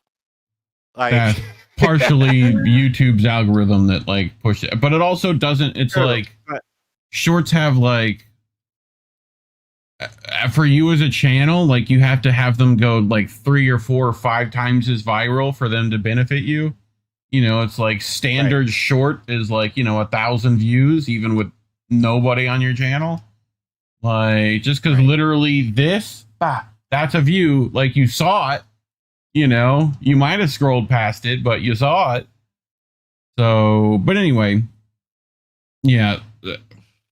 Who knows? We're definitely going to keep an eye on South America as well. We're definitely, as in most of the places of the world, our imperialist nature is trying to take over, as always. So, same thing we do every week, Pinky. Try to take over the world. So, and talking about it is why YouTube. Why don't you have that on the sound? Pinky in the Brain? Sure, I'll put it on there. Yeah. But it's certainly why YouTube's demonetized their channel, so you can scan that QR code on your screen. Go to ko-fi.com/Indie News Network and leave us a few dollary dues. But, otherwise, like and subscribe. Share the video like Collin told you to, and leave a comment. Let us know what you think. Otherwise, thanks for watching. Cool. Another one done. Over on the Rumble, we have longtime listeners saying, I heard that the army blasted the awful Van Halen song as sound torture to force Noriega to leave his bunker. And Colin's trying to think of which Van Halen song that is, and then you realize, Panama, Panama, yeah, it's definitely a fucking Definitely a bad one. Accord Lord with his Panama Mamas. He put that in there as well. And also asks, look at that hair. How much cocaine you think that talking head was on? I'm guessing minimum 1 gram. Dude, they were getting that high strength 80s snow, bro. It was that was a tough time. Tough time. Cocaine's a hell of a drug. I'm scared of what they will do when it doesn't work anymore. Stamps an option, anyone? I should send you a video, Collin, of, and I forget the exact operation it was, but there was a theory at one point that you don't necessarily need a gazillion nuclear missiles. You need one. Right. And you make it big as fuck. And you put it under a mountain so no one can touch it. Right? Like in Denver, where we have NORAD. Right? And it's just a big doomsday button. Anything happens, press the doomsday button. Everything's gone. Like, I mean, essentially our nuclear arsenal is that. But, you know, it's just funny that you don't need all those. You just need one big one. You know? Mm-hmm. But anyway,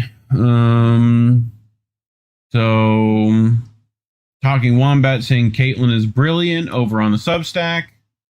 Feel free to get in chat on Substack if you're over there. We'd love to hear what your thoughts are.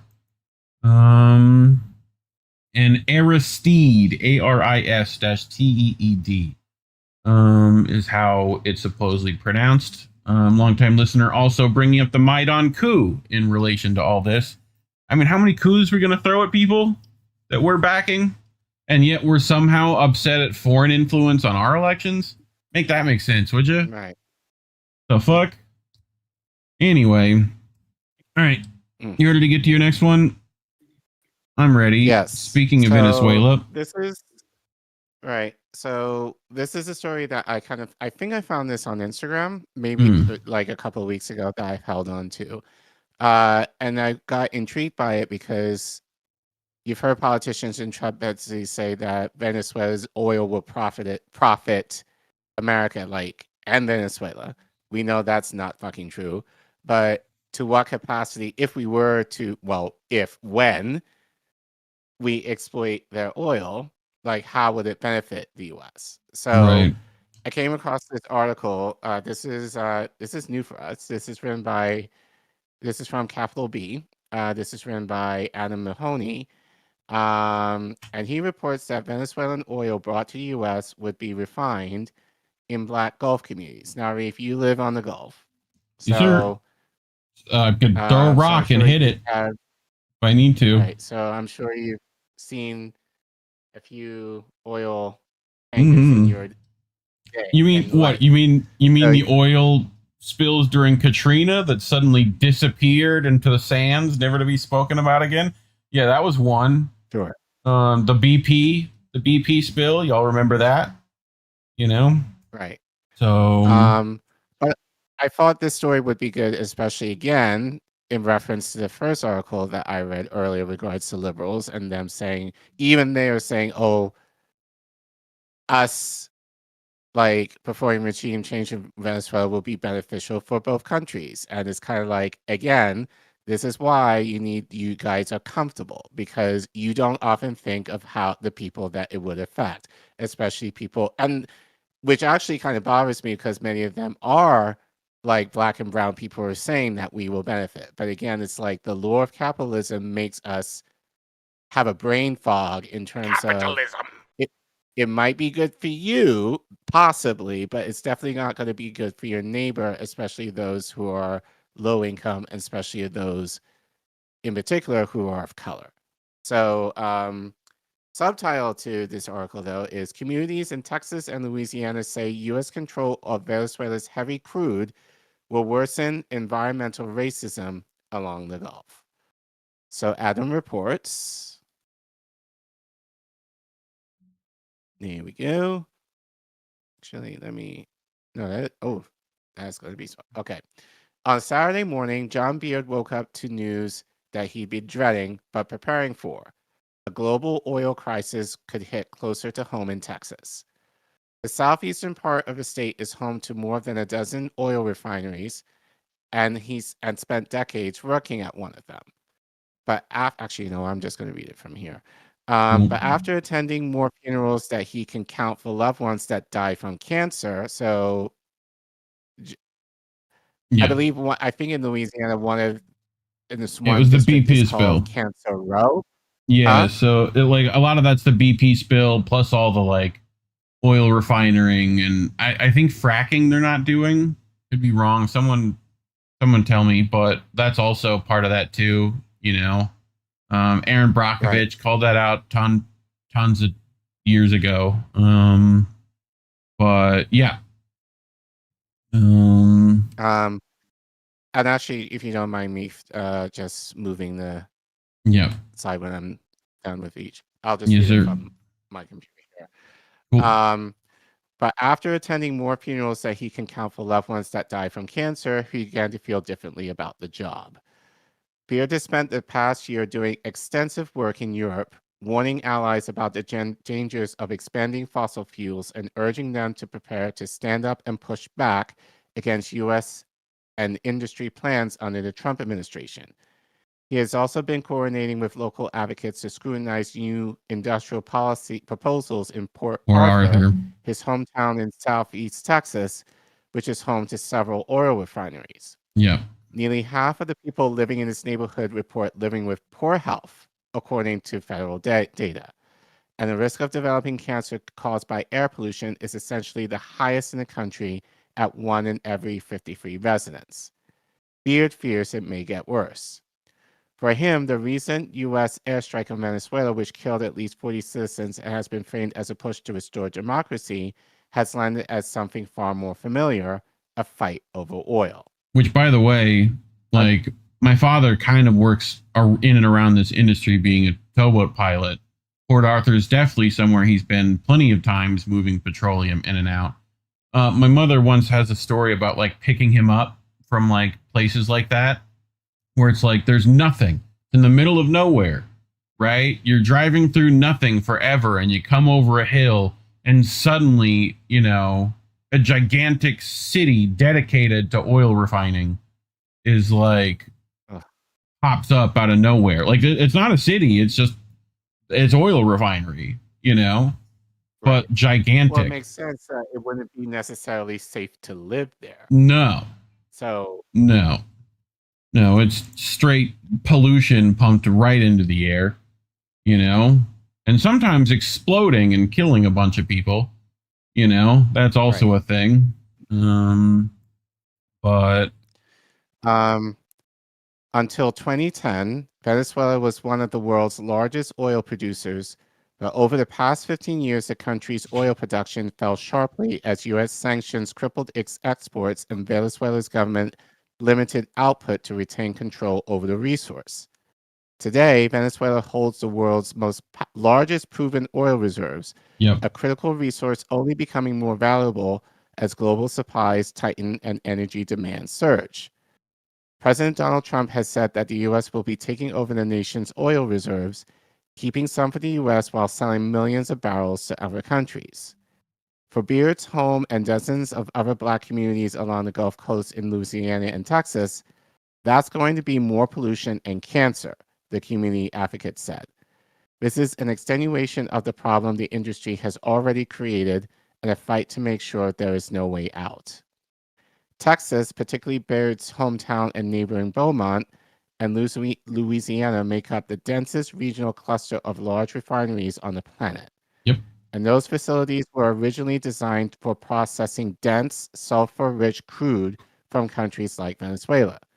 Years of destruction forced them to rely on Canadian tar sands and Middle Eastern blends, which increased costs for American oil companies.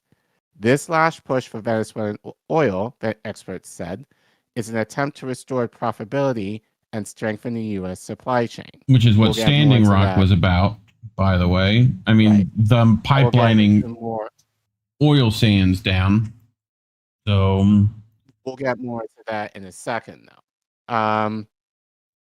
Prior to Venezuela's push to keep control over its oil, the country's oil made up about 15% of the oil refined in America.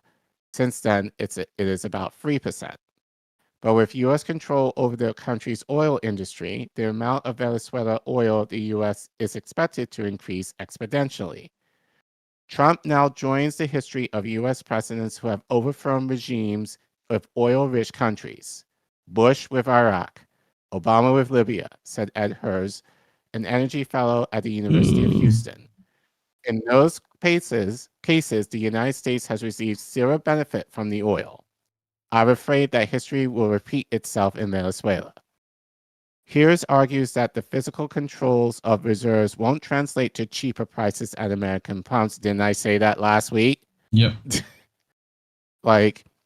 Rather just increase the bottom lines of oil companies. Trump said he shared his plans to attack Venezuela with the leaders of U.S. oil companies before the bombings happened over the weekend. Which I did see, Care Bear, that those same companies are now not accepting the Venezuelan oil that they've captured. I don't know if that's true or not. I was talking about that before the show I'm not sure why they wouldn't. There's no ramifications for them to not take it. So clearly there's something up, but could be wrong. Could just be smokescreen for a while till people forget and then they accept it anyway. We'll see. Right. So on the next slide, you will see there's a table. Since 1991, the U.S. has engaged in military actions in 6 of the top 10 countries for oil reserves. So you can see number 1, Venezuela, and then Saudi Arabia, Iran, Canada, except we have a trade relationship with them. Iraq, the UAE. Which again, trade relation. See, look at these trade relations. We got UAE. We got Saudis, Saudis. Kuwait as well. But yeah, Iraq 2024 airstrikes, ongoing sanctions on Russia, 2019 Libya airstrikes, Nigeria in 2025, right? And I know Trump's been bombing the hell out of Somalia, right? So it's for the oil. We gotta get the oil.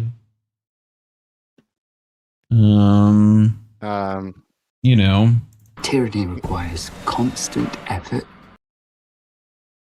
Pretty much. Go to the next slide. These are Venezuelan crude oil is much worse for the environment than the typical lighter grades used in the U.S. today. Burning any type of oil contributes to climate change, but Venezuela's oil is among the dirtiest oils in the world to produce when it comes to global warming, said Pasha Badavi, a professor at the University of California, Santa Barbara. What do you mean by that? So I found this tweet. This was written by Jack Prandelli, I guess is how you say his name.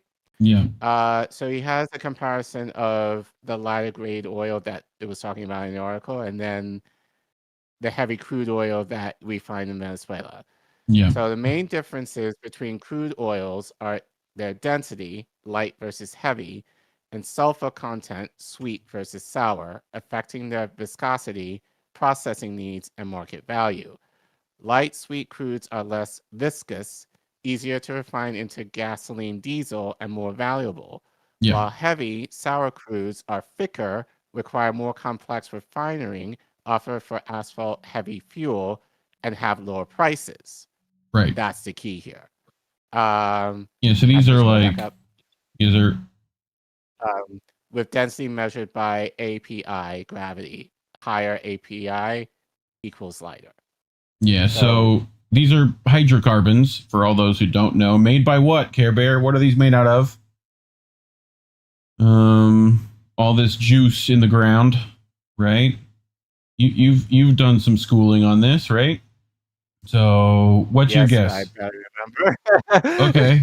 So, a lot of people think it's dead dinosaurs, right? It's not really. It's usually diatoms, which are like, you know, I don't know if you've been to the bottom of the ocean recently, but bunch of dead little skeletons of plankton and whatever essentially gets turned into a fucking soup with pressure, right?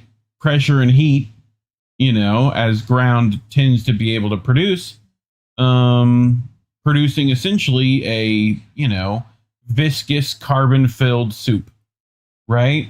You know, like if you, you know, press weed, you know, it's also some oils and hydrocarbons come out. But essentially this then gets distilled. That's what refineries are. They're essentially big giant stills, right? For this oil so that we can like pull particular layers off the top, right? So you think it like a big layered cocktail, right? You know, lighter stuff on top, heavier stuff on bottom, you know, and you just siphon off the top stuff, right? A lot of times you have to keep like a fire lit. You have to keep this stuff on fire practically, which is why you see a lot of oil refineries have like a, you know, candle lit at the top, like in our thumbnail for this video. You know, but yeah, I mean, this is also where plastic comes from and welcome to petroleum production. So, yee. What else you got? See. Let's see. Okay. But for refinery operators, the economics are compelling because the heavy crude is $5 to $15 cheaper per barrel. So that's why it's desirable, even though it's not the best kind. It's cheap to produce. Well, it's cheap to produce. Cheaper. Cheaper to produce. Every year, 91,000 people die prematurely in the U.S. due to pollution events from the country's oil and gas industry, according to a landmark year-long study of health outcomes in communities near oil and gas facilities. Asian and Black and Asian people are most likely to experience these negative health outcomes from oil and gas, which also includes 10,350 preterm births, 216,000 childhood cases of asthma, and 1,610 cancer cases every year. These communities in Texas and Louisiana are hit the hardest by far, the study concluded. U.S. Representative Jasmine Crockett from Texas said the bombing of Venezuela and the kidnapping of the nation's president, Nicolas Maduro, is not what the American people asked for. People can't afford groceries and millions are losing health care, but this is where his focus is, she said. Meanwhile, Miss Crockett, I haven't heard you say anything about universal health care at all, and these are your communities. So, yep, you can shut your ass. Anyway, the Trump administration has suggested that American oil companies and workers will be sent to Venezuela to rebuild the oil infrastructure destroyed by years of economic collapse and sanctions. But Beard, who has spent decades watching industrial development promises fail to materialize in his own community, is deeply skeptical. What I thought was so funny was to hear the president say that the companies are going to go in there and they're going to help them rebuild the infrastructure and do this and do that, he said. But they're not doing it here. We have accidents weekly. So what does that tell us about what they think of us? Any job growth from increased Venezuelan oil refinery is unlikely to reach Gulf Coast communities, despite the billions in industrial investment that flows through the region, experts said. Wait, did I? I did. I think. Oh, yeah. I think I just kind of. Okay, that's fine. In the best case scenario, it will take about a decade and about $100 billion of investment. San Francisco Monaldi, who is the director of the Latin America Energy Program at Rice University in Houston. Just three companies, Valero Energy, Chevron, and PDF Energy, process 80% of all Venezuelan crude imported to the U.S. and are best positioned to reap the benefits of the U.S. occupation of Venezuela.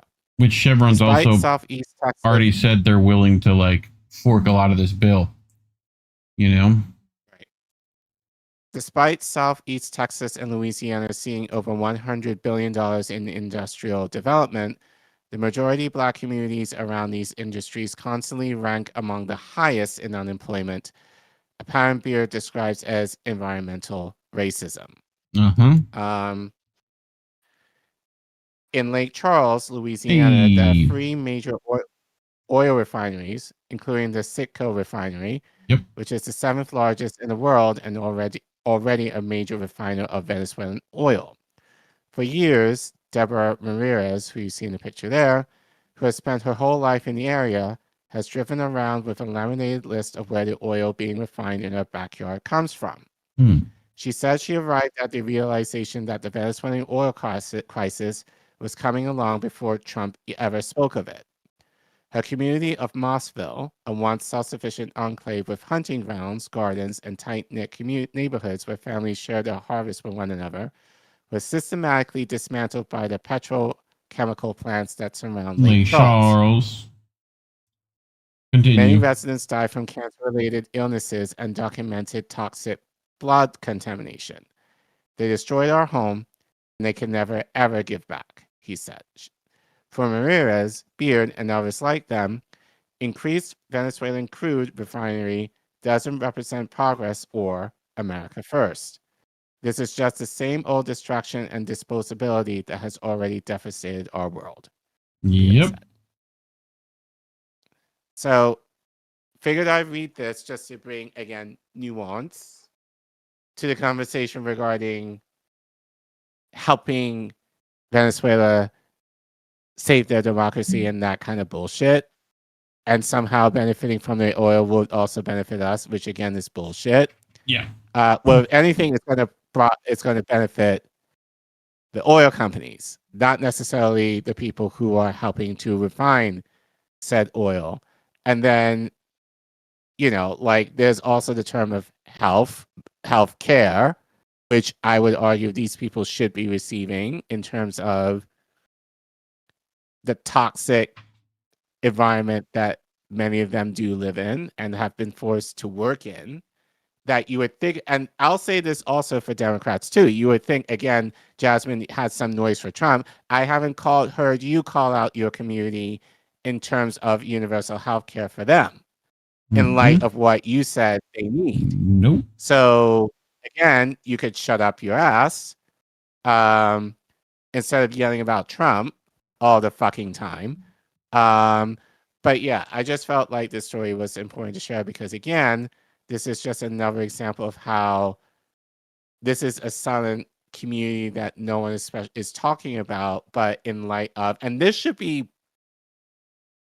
especially in mainstream media, if people want to kind of combat against Trump, this is like the thing that should be blasted in mainstream press in terms of, it might at some point, maybe as a nice, maybe 60, well, not 60 minutes because Barry Weiss is taking it over. So there's no way Yeah. that anymore. But regardless, like if you wanted to stick it to, and I'm just saying this in regards to Trump, if you want to stick it to Trump, this could be a story that you should be playing. This is something that politicians should be sounding the alarm on, but they're not because they also benefit. So, so it's just the idea of like, the idea that we will benefit from that oil, as we said, it's cheaper to produce, but it's a lot more toxic. And that's going to affect these communities, especially who live and or work in those refineries that are going to get sick and die. So is it really worth the price, literally, to get this oil? I would say not. He who controls the spice controls the universe. Same, like, tale as old as time, Yeah. So, I was trying to, Nord Stream, that was the pipeline I was trying to think of a minute ago. But, anything else you got to add? I mean, I think it's pretty clear, like, there's no benefit for us And again, I said this last week, we should be moving to what now there's going to be issues with green energy in terms of that. That's a story for another time. But we should, regardless, should be moving towards cleaner energy sources rather than fossil fuels in terms of, having people essentially be healthier. But again, this also brings up the idea of healthcare in terms of what compensation these people should be getting in terms of being exposed to these gases that have either killed or making them sick. Yeah. Think of what happened to East Palestine. Like, has it been 2 years about it? I guess now it's been 2 years. So, and we're not talking about that anymore. So yeah, it's just another example of how our conquest of the world is killing us here. Right. But we have the right to go into another country in the name of progress and democracy. Get the fuck out of my face with that. Not you. Or Yeah. but Oh. Well. You gonna do the spiel? You want me to do spiel? I mean, people should know by now, right? I'll do it.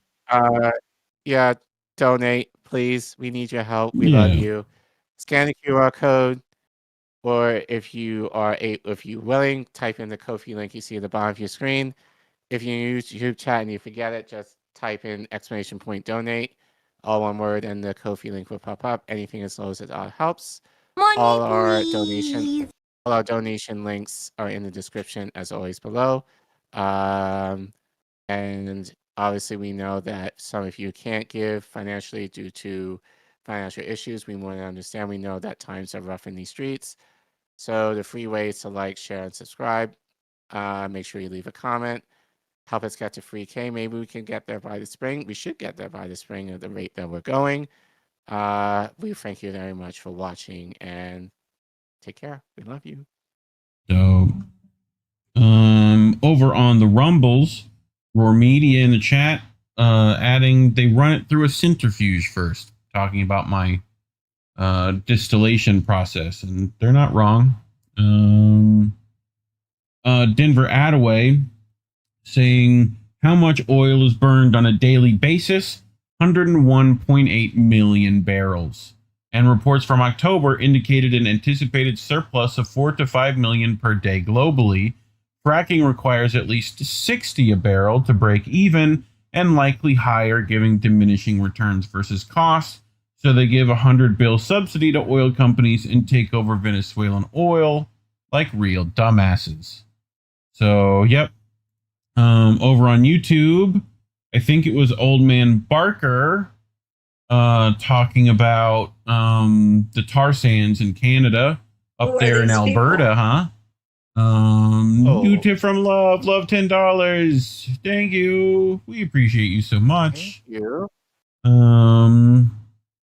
But like it costs more to refine, right? Like the bitumen and tar sands and this crude oil. That's why it's so cheap, So you got to do more to it. But yeah, I mean, and we own the refineries essentially, so that's why Nord Stream, all that shit. It's called bitumen, if you didn't know. But KYE talked about more plastic, like in Long Beach. The Long Beach refinery is where they filmed the first Terminator. So if you remember, I think that's at the end of the film, KYE, the whole big thing at the end. I think so.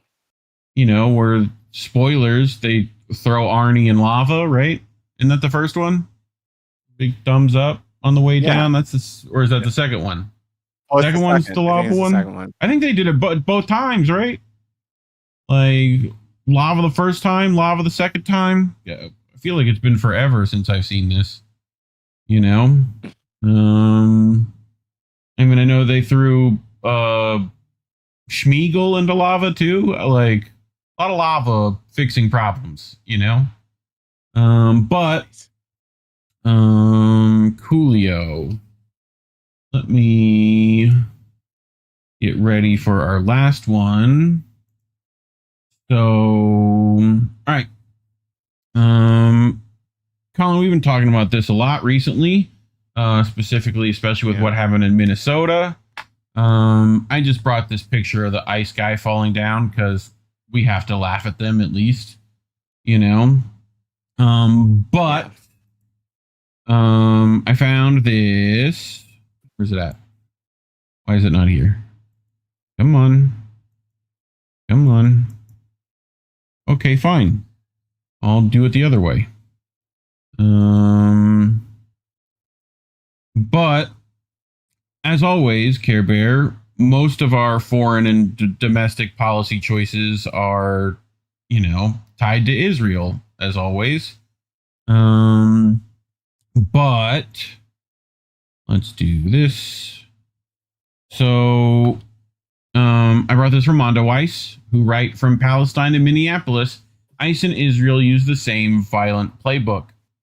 Renee Good, like many Palestinians before her, died because authoritarian forces decided she did not deserve to live, and because the entire legal and political structure exists to ensure those agents never face meaningful consequences for murder. This is by Ahmad Ibsais, who writes, on January 7th, ICE agents shot Renee Good 3 times through her car window as she seemingly tried to drive away from them in Minneapolis. Then, they blocked ambulances from reaching her for 15 minutes while she bled out in the driver's seat with her partner beside her. Within hours, Homeland Security Secretary Kristi Noem was calling Good the woman who had just been executed in broad daylight by a federal agent, a domestic terrorist, claiming the agent had acted in self-defense against a woman allegedly trying to run him over with a vehicle. If this sounds familiar, it should, because it's the exact same playbook Israel deploys every single time they kill a Palestinian. Take, for example, on December 6th, just a few weeks ago, when Israeli soldiers in Hebron in the southern occupied West Bank ordered 17-year-old Ahmad Rajabi to stop his car. He stopped, and then they shot him dead anyway. They prevented emergency services from reaching Ahmad and shot at them as well. There are countless others like Rajabi. ICE and the Israeli army are using the same playbook because they are born of the same system of state violence and white supremacy, the same machinery of radicalized control that has been refined in Palestine and imported to American cities through deliberate policy and corporate profit. As Nora Eckerath penned, the imperial boomerang has already made its way back. Calling victims terrorists is how you make the dead responsible for their own deaths. Israel has spent decades making it so that every Palestinian killed at a checkpoint was trying to ram soldiers. Every journalist shot while wearing a press vest was operating with militants. Every child killed was somehow an imminent threat requiring lethal force. How else can you justify turning Gaza into a graveyard? This is what occupation looks like everywhere it exists, in every context where armed agents operate with total impunity over populations denied meaningful legal protection or political power. And beyond the paramilitary forces swarming the streets, the same digital systems of occupation are also migrating back here. Palantir runs ICE cases management system that track and monitor immigrants to enable fast-track deportations, and that same company provides AI-based targeting platforms for the Israeli military airstrikes that decide which Palestinians to kill using data that includes private communication between Palestinian Americans and their relatives in Gaza. Israeli companies like Elbit and Paragon provide radar, surveillance, and spyware directly to ICE and Homeland Security. The ADL sponsors law enforcement exchange programs where American police travel to Israel to learn best practices in checkpoint management, crowd suppression, and in turning entire populations into security threats. The impunity of those who worship at the idol of war are identical too. Qualified immunity in the U.S. functions exactly like the impunity Israeli soldiers enjoy when they kill Palestinians, creating a closed legal loop that makes accountability structurally impossible. The doctrine ensures that each new killing cannot establish precedent because there is no precedent to point to. Israeli soldiers kill Palestinians regularly, followed by sham investigations that are opened and then quietly closed months or years later, and prosecutions almost never materialize at all. Anyone remember Shireen Abu Akleh? Us? Mm-hmm. But Renee is not the first to have been murdered by ICE. At least 30 people died in ICE custody in 2025 alone, making it the deadliest year for ICE detainees since 2004. We know Renee because of the visibility of her murders, but ICE spent 2025 disappearing brown bodies whose names most of us will never know. It is also worth mentioning that these systems go beyond the Trump admin, as many Democrats will run to proclaim. Obama adopted ICE as a fledgling agency, and it was Obama and his party that started ICE on their path to the military force they have become.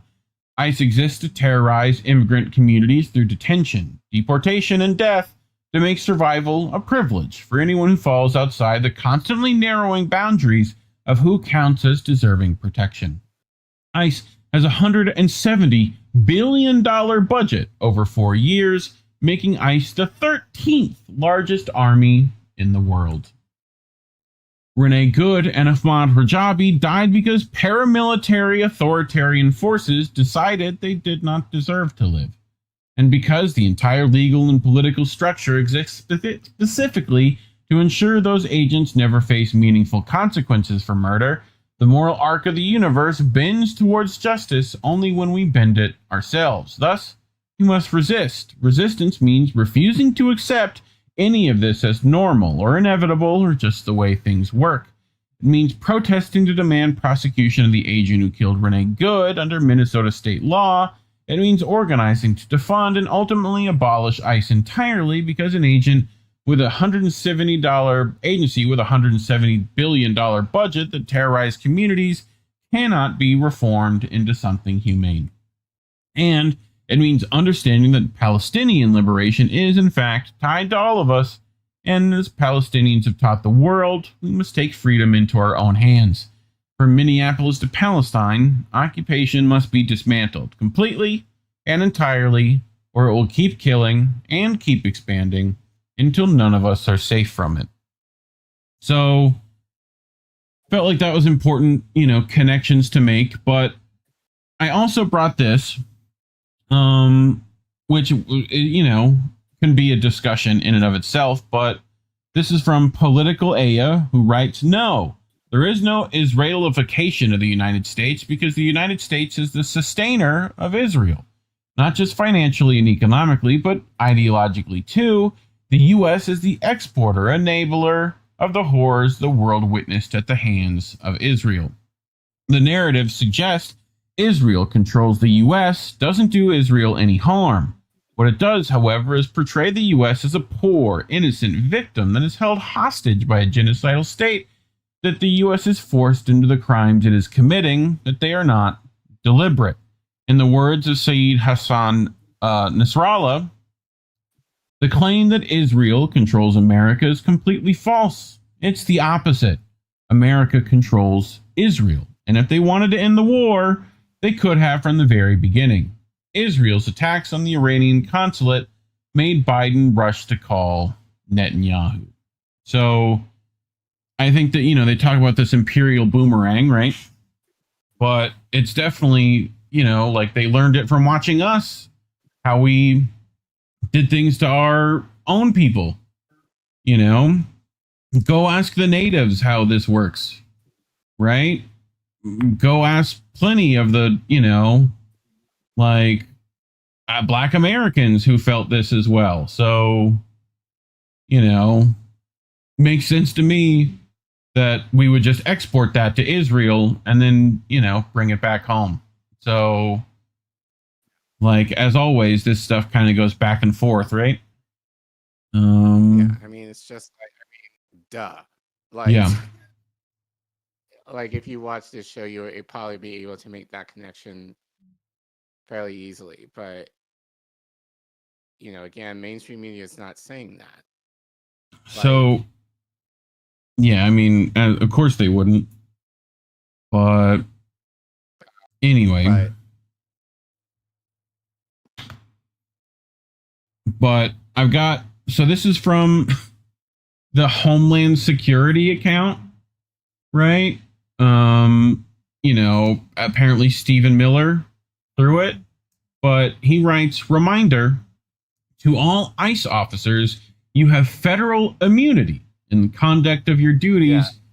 Anybody who lays a hand on you, or tries to stop you or tries to obstruct you is committing a felony. Hold on, there we go. Nope. Where'd it go? There we go. I hit my scroll wheel is what happened.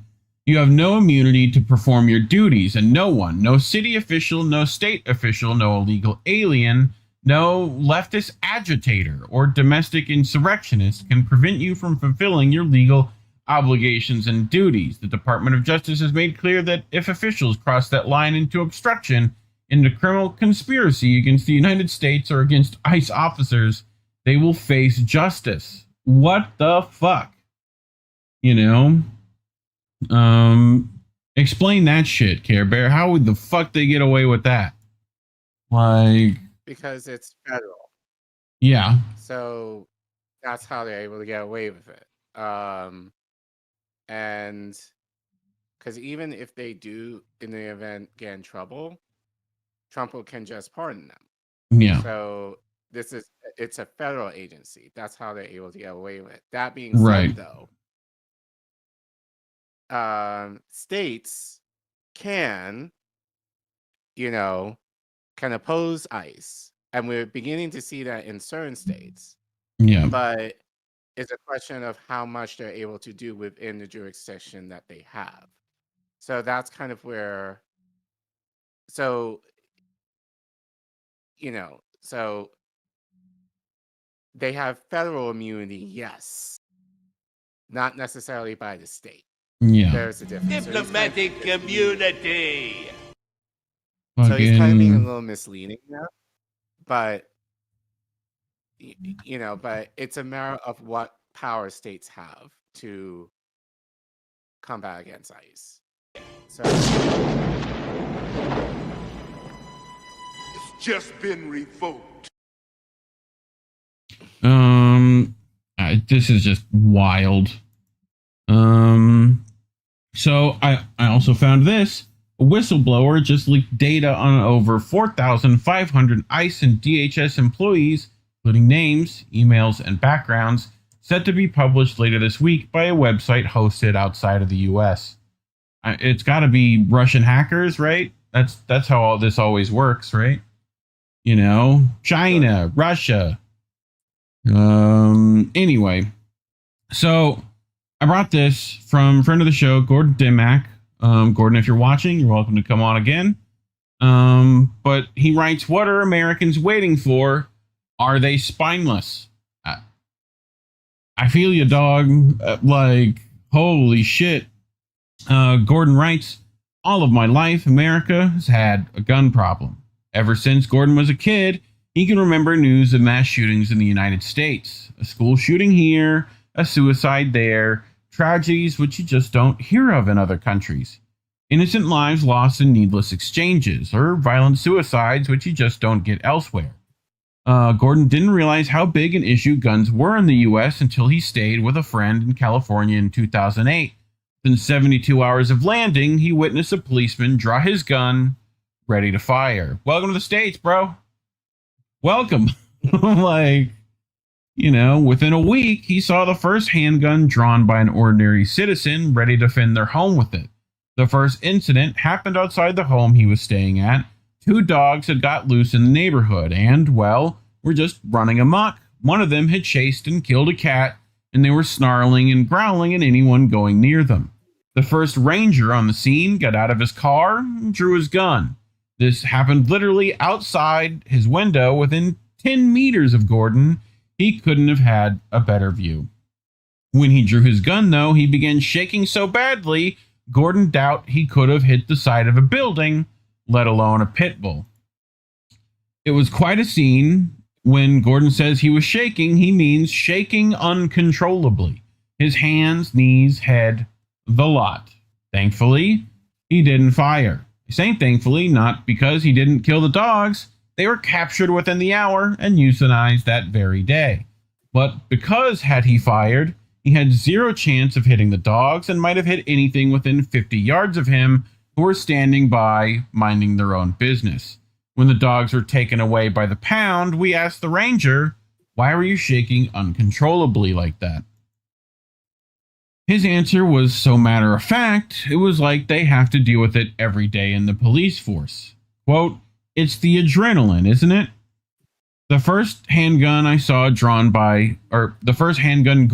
drawn by a civilian was when Gordon's host was having a conversation with a neighbor who had come round to ask to borrow his wife's spare wheel for her car. My host declined. As it turns out, the neighbor wasn't necessarily a good guy, and we weren't living in the best neighborhood in California. They always gave this guy a wide berth. The neighbor started to protest, saying, "Come on, help me out." He started to argue that not doing him this favor was discourteous, as it wouldn't be that much of an imposition.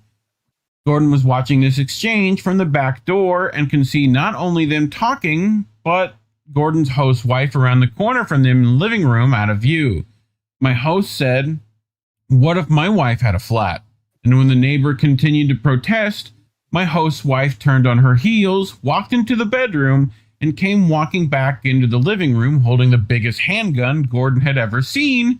I've watched Dirty Harry as a kid.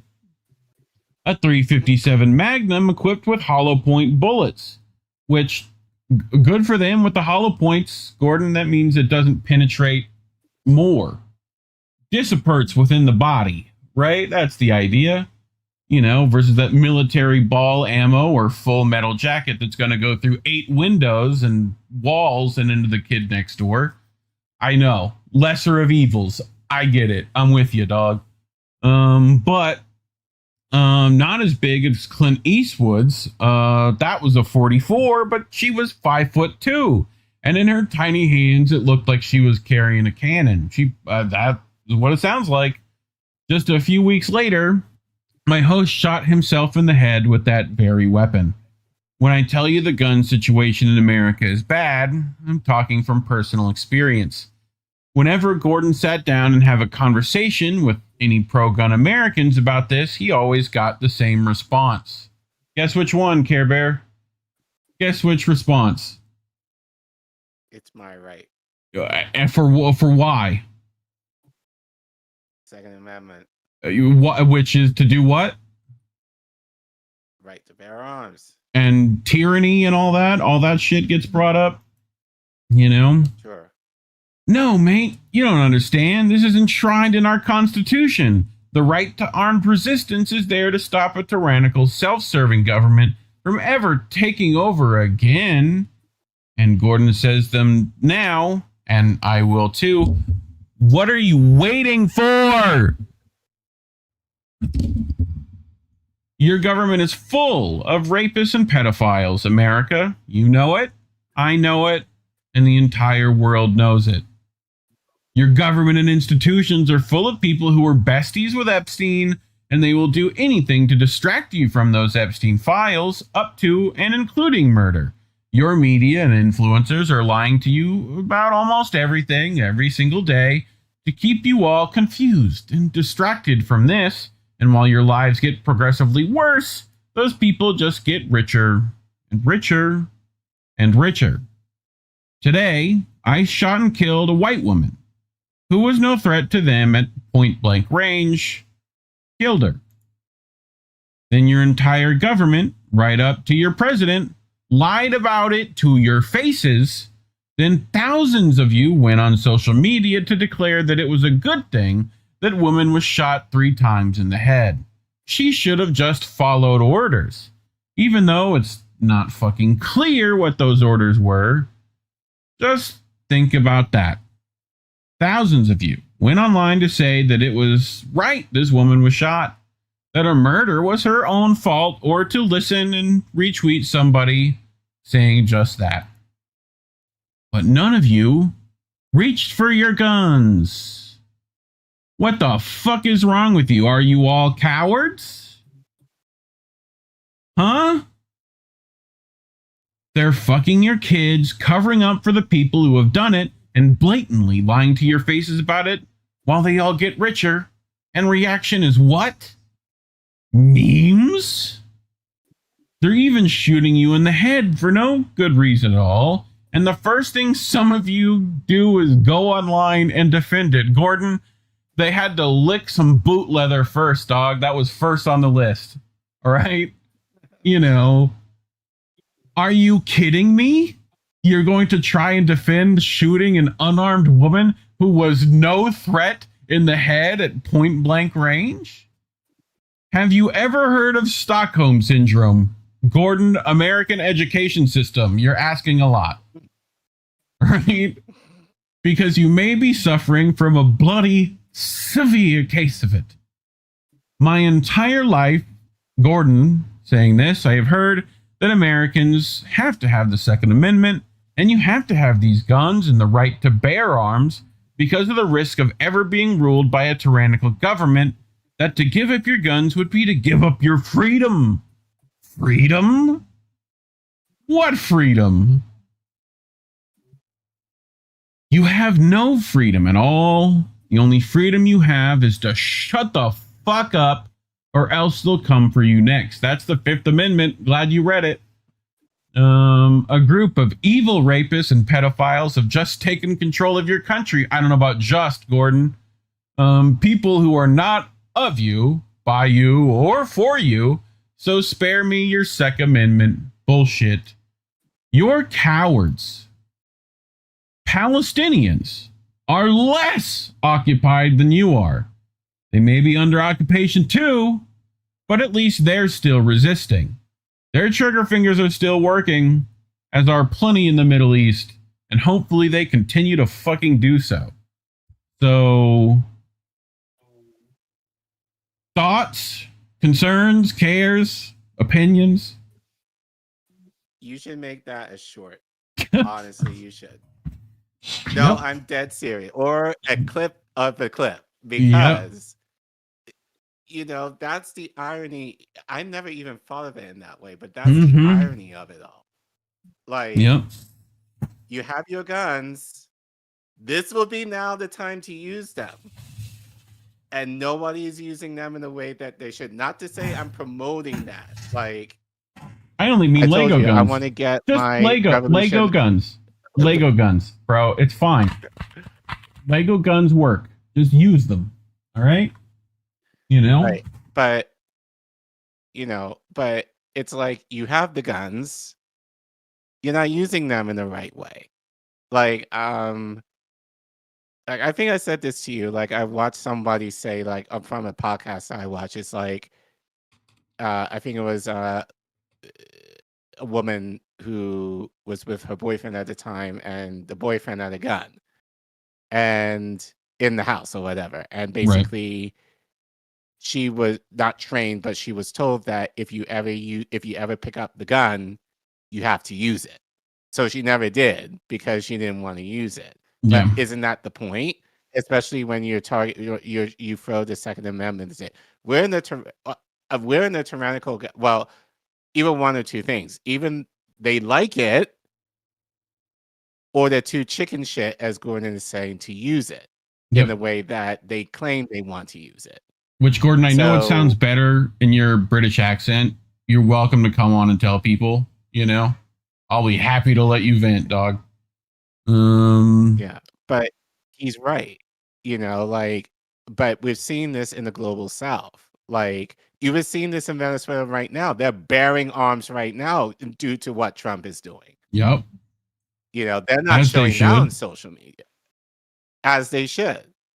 You know, like, and honestly, I feel like if this were like Putin or Xi who kidnapped Trump, I'm sure there'll be a difference there where people would actually be more willing to take up arms at that point, possibly. Yeah. But because this is like Trump and MAGA and this cult-like, you know, following that they just do not think critically or don't care, they're chicken shit. Yeah. You know? So he's absolutely right. scream and rant about your guns and the liberals wanting to take away your guns, and right now you're in a position where your neighbors are being shot at by this tyrannical government of ours, and you're not using them in the way that you say that you want to. They can get the fuck out of my face. Like, honestly. Correct. Like, you know, like, you might as well not have the guns if you're going to be chicken shit like that. Yep. So, and if you go far enough left, you get your guns back. You know, it's just how it works. It's cyclical. You know, like, anyway. Our enemies are all those in league with imperialism. The bureaucrats, the big landlord class, and the reactionary section of the intelligentsia attached to them. I mean, John Candy gets it. The fuck are y'all doing? Huh? This is from Mr. Fish. You know, you've seen his artwork around, but when will it be okay to say out loud what is becoming more and more obvious? Like this artwork titled Ice Us. ISIS. Ice Us. ISIS. Ice Us. Collin, I'll remind you, what does ISIS stand for again? Israeli Secret Intelligence Service. You're welcome. Glad to remind people. But if you're wondering why YouTube has demonetized us, it's probably because of the clip you just watched. So you can scan that QR code on your screen, go to ko-fi.com/Indie News Network, and leave us a few dollary dues. We appreciate it so much. And if you can't do that because you're one of the poors like ourselves, just like, subscribe, share the video, leave a comment, because they're definitely not going to let anyone see it without you sending it to them. So, you know, let us know what you think. Otherwise, thanks for watching. Julio is a rapper from the 90s.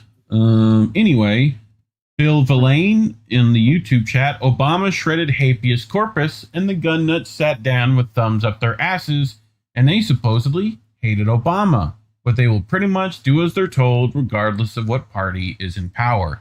Well, they respect authority. The fucking schmucks. Like, and all of them will sit there and talk about outlaw country and the Wild West and Billy the Kid. Motherfuckers, they were robbing trains.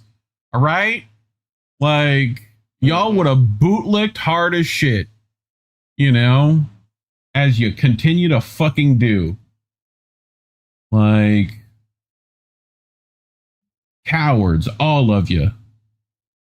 Anyway, just fucking sad at this point. Well, what's on the Rumbles?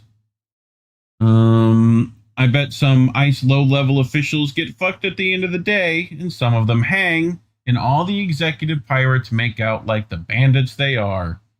So, yeah, which is why they're all masking up, so that they aren't going to get caught in any of this nonsense. You know? They're putting those, what do they used to call them? Like, face diapers? It's kind of wild to put those on. You're proud of it? Show your face, bitch. Uh-huh. Show your face. Yeah. Like, you big bad, you don't need to cover your face. Show it. They used to not. Given the idea that they cover their mask, they know that cover their face up. They know what they're doing. Yeah, they know what's up. You know. So, they just don't want, and especially with Johnson got spirited away. Like, yeah, outside of border zones, they have no jurisdiction. Period. Like, yeah, I mean, don't hide. Like, show yourself.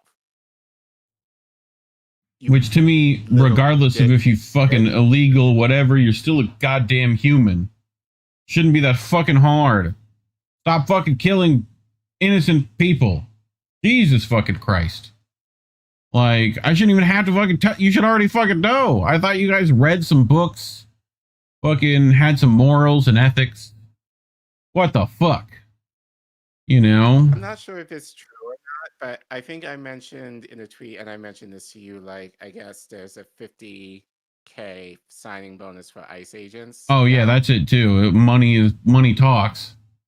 Well, You I know. saw, not sure if this is true, but I saw a tweet where someone said they don't pay that out until after the first 5 years of you working on it. Okay.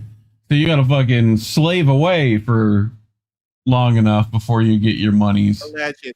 Not sure if it's true or not, but if it is, these bitches are not going to get that money ever. No. Like, just like that lady who gave up Luigi. What happened?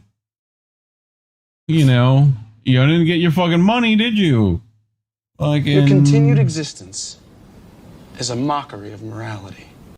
It's fucking dumb. And we know why they're fucking come after every little motherfucker ever that even speaks up a little bit. You let one ant stand up to us, then they all might stand up.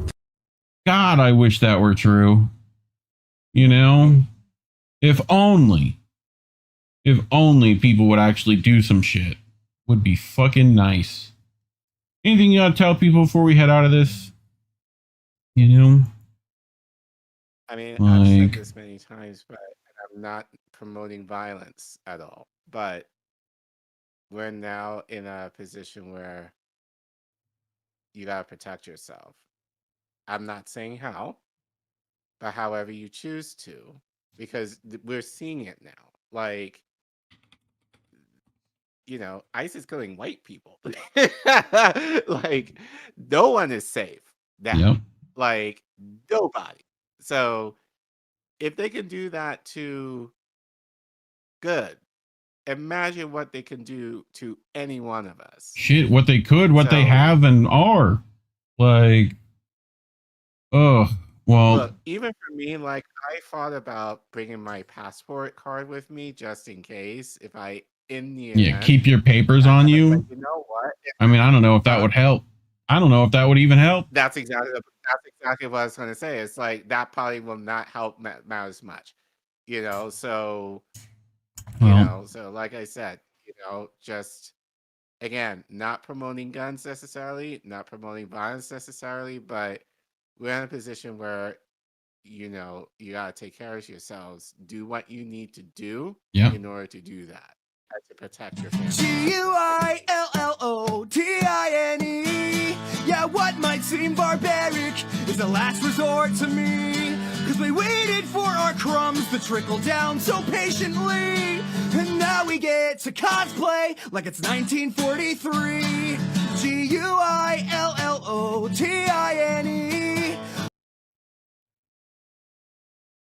What? Huh? Sorry? We're not doing that either. No, we would never. Like, anyway, all right. You know, go follow the Twitter at Get Any News. Go follow us on the Substack. Links are in the description below. Get updates for what's happening this week. I do believe, Himbo, if you're in the chat, I think y'all are doing a Nobody Wants to Work again anymore tomorrow. You know, so go check that out. Go watch that. Indy and Himbo will be doing stuff. Told us about I should another one earlier today. Fucking bastards. But anyway, Sunday night. Might report on that next week. See. Gonna do another boat smashing. Yeah.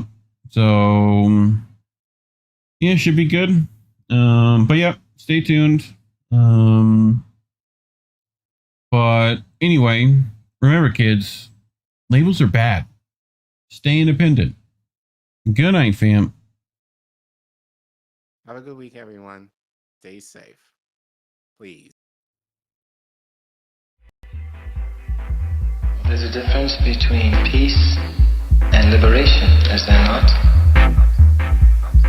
You can have injustice and have peace. Isn't that correct? Peace and be enslaved. Yes. So peace isn't the answer. No. Liberation is the answer.